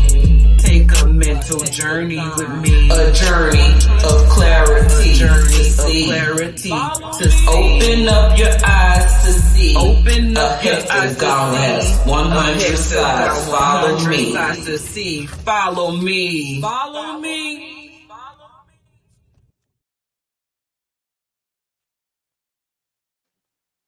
Islam. I don't know what happened. Islamism. I don't know if he's gonna come back on. I'm gonna give it a minute. But yeah, that was a mental ride.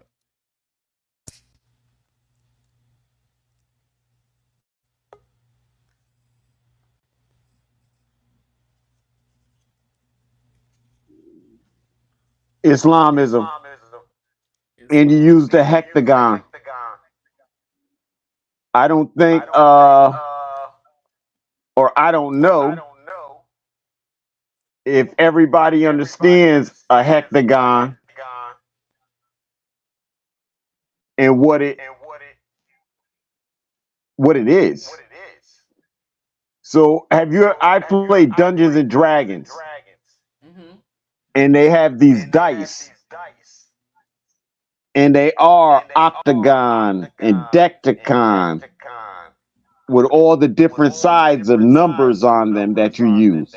And there is a hexagon, 100 sides worth of numbers. So you roll the dice and you get a number. When you present that to yourself as 100 sides of me, I'm a survivor. Yes.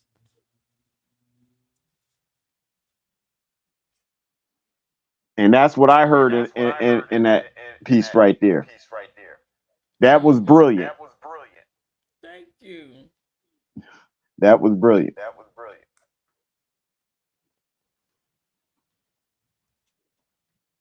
Yep. That was pretty much what it was. There's 100 sides. I'm like a spider web, going from jumping on different angles, and perceptions of truth.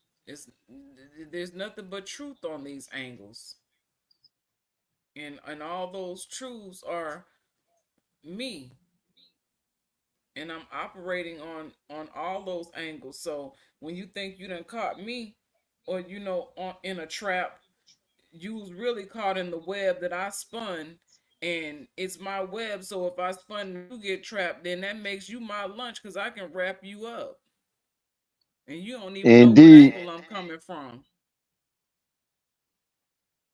So, yep, be careful playing with spiders. Oh, definitely. Some of them is poisonous. Right. And that don't make them bad because they have venom. That's their protection.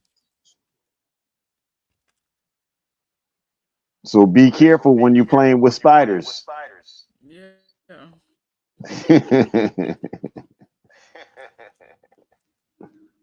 Yeah. Okay. So this has been a good show. We went into a lot. We talked about a lot of things. Thank you for Star Sasha Bay for coming on and Indeed. And sharing the information from the book of questions, the children's book of questions and answers, and for the information that was found, and to know that she's had that book since she was a child, and had never paid attention to it. So that just goes to show you, like, things, your value will be in your surrounding, and sometimes it takes for your generations to come after you to, because it wasn't her child, it was her grandchild Grandchild. that found this information and was like, hey, this is interesting, let's look at this, you know what I'm saying, and brought her to it. And so that's another example of bridging the gap and why it's important for grandmothers and grandfathers, excuse me, to be present, because you know children need that. That's important to their growth and development. And it's also important to the grandmothers and grandfathers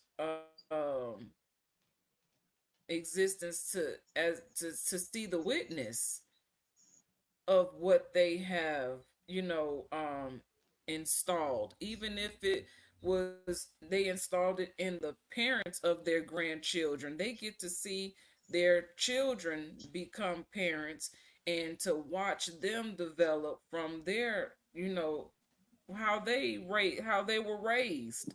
And so it's just a beautiful evolution of life. And Yes. so it's amazing.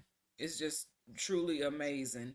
And so that was nice that she had that information, and her grandchild, who didn't come on the show, but you witnessed it earlier prior to the show, of his interest in that information and how it jarred, like, this is a book that probably you won't see just laying around anywhere, and that was a great thing. And you said something about you was talking about the repopulation of Haiti, and how and we was talking about the Aboriginal people of Australia, and how the people of the islands and these different locations outside of Africa, why are we so focused on that one continent when there's original people in these other different places that we don't even speak on, or they're the way the story is told about them is that they're not even a people of importance. And that is not so. It's not true. And so the fact that it's so easy to believe everything in the miseducation system of indoctrination, that we don't question it, and then we want to defend it rather than to learn something of value that would come from, those people or those areas of land mass, you know what I'm saying, and what we hear about them and how they're treated when they come over here. They're treated like royalty, but you'll never know it. You'll never know it, but they are treated like royalty. I grew up with a Haitian family, and they were in Cape Cod, Massachusetts, and not one day did they lack anything. And Cape Cod ain't cheap. Yep. So how they so poor? I see them too. I've been around foreign people, so-called foreign people, all my life. These people never look poor to me. Never. They just don't care about materialistic things, so you think they're poor. Right. Hmm. And if we all operated that way, we would actually have something. Yes, ma'am. And they live within their generations. Yes. Yeah, whole families live together. You don't gotta And we get out can't because wait you to kick turned our 18. 18-year-olds out. Yeah. I told my daughters already, I'm not trying to get rid of you. You can live with me as long until you are able to sustain your own lifestyle, because I don't want you to go out there and create a problem for yourself before you even know how what you're even getting into. We are thrown into adulthood and expected to know something we were never taught. Cause how you teaching how to pay bills when you just still learning how to accept yourself and how your body's changing, Yes, ma'am. Yes, ma'am. how things in your internal self is changing. So I'm not in a rush. I want to teach them how to live. I'm not saying I want to do everything for them. I want them to learn how to do things, but I'm not rushing them out of the house. Yeah, that was my That whole was my whole intention. intention. When my When daughter's my mother daughter's passed mother away, passed away, I took over I with the took over with the grandchildren, grandchildren, and and people really people really thought she was thought she paying was me paying me to take to care of take my care of my grandchildren. grandchildren. And they would And tell they me would I'm tell me I'm babysitting. babysitting. Oh, you got to Oh, you got to babysit today? babysit today? I'm not I'm not babysitting. babysitting. I'm I'm caring for my caring for my grandchildren. grandchildren. Yeah, but they're Yeah, your but they're your grandchildren. grandchildren. You ain't got to You ain't watch got to them. watch them. Ugh. So wait, I'm So supposed to wait, let them I'm go supposed to to let a them go to a babysitter? That babysitter? ain't That happening. ain't Nah, happening. man. Nah, man. I made my I made my daughter. daughter. She made She those made those children. They're children. They're mine. mine. Facts. And people And expecting people me to get expecting paid me to for it. I get mean, paid for it. I mean, Yeah, because that's what they do.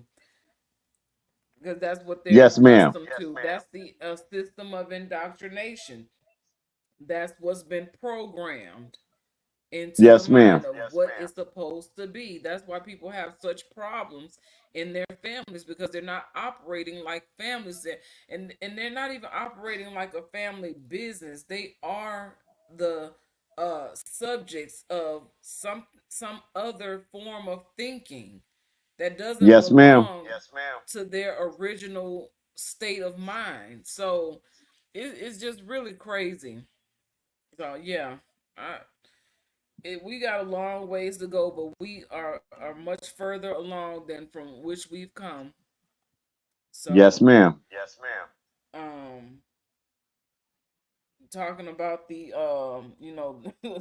Umar Johnson and Farrakhan and all them who use certain language, but they have such large platforms and large followings, and basically being gatekeepers, and where greed comes in, um, by not elevating the people, by keeping the people stagnant in that system without growth.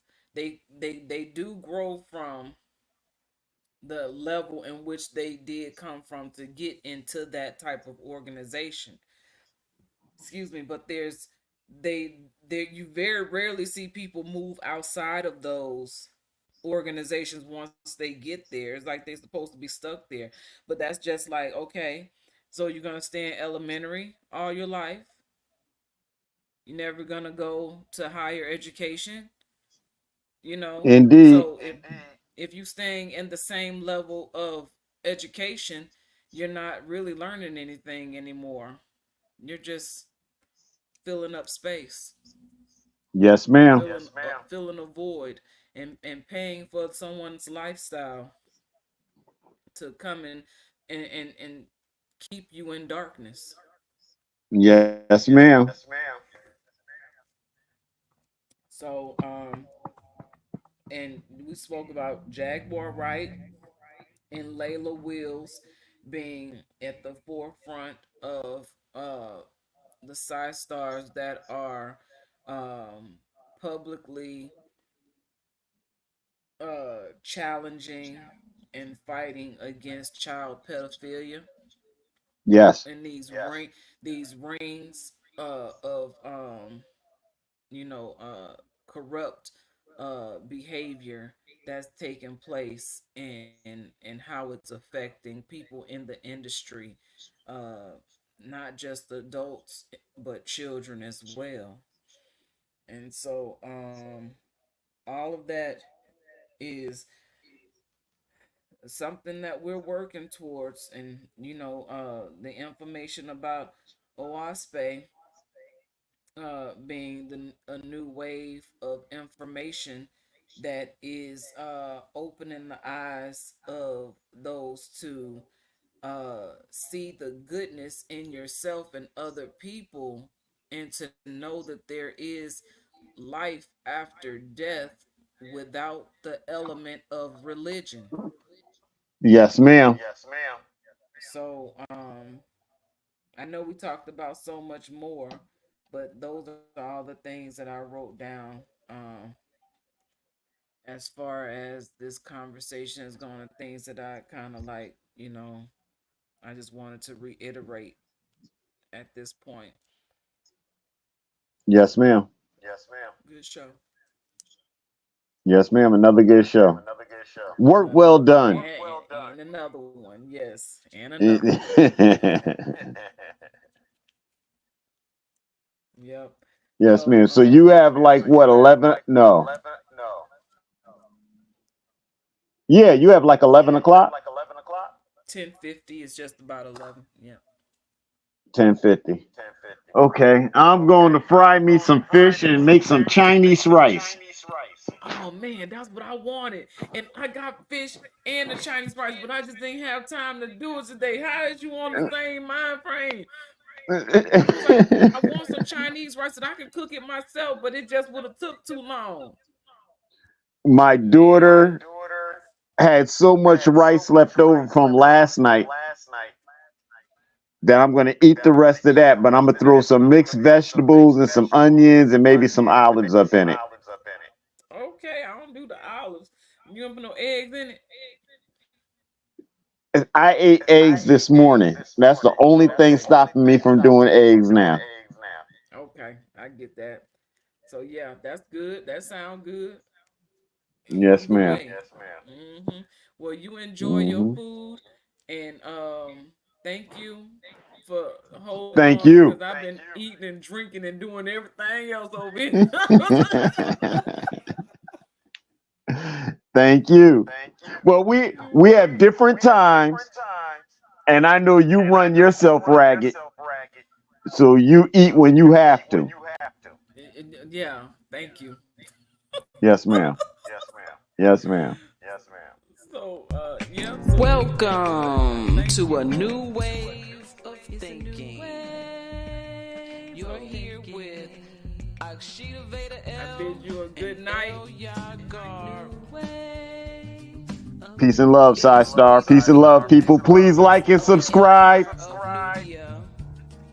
Yes, like and subscribe. Get ready to open your mind, sit back and unwind, to take in the discussion, to prepare us to win. We are sovereign. We are law. We coming with concepts here that are fundamental building blocks, focusing on principles, thoughts, and beliefs. We're here to shake you up, to wake you up. Islamism. The masses is suffering with temporary mental illness of cognitive dissonance. Open up your mind. We are speaking from experience, various perceptions, while we maintain effective communication in the lines of respect. Our thoughts become connected through human cognition, which is the process of acquiring new information and understanding based on personal experience and relatable topics of discussion. We are the currency of the know, knowledge, wisdom through love, bringing peace, justice, and truth as we gain freedom. Freedom in the mind. Open up your mind. Freedom of the mind. It's divine. To be one in unity, togetherness, you and me, we become we, and we are the change that we want to see. It is our time now. New wave of thinking. So come and get ready. New wave as we bring a new wave of thinking. It's a new wave of thinking. New wave of thinking. Peace and love. Peace and love. Till next week. Till next week. Islamism.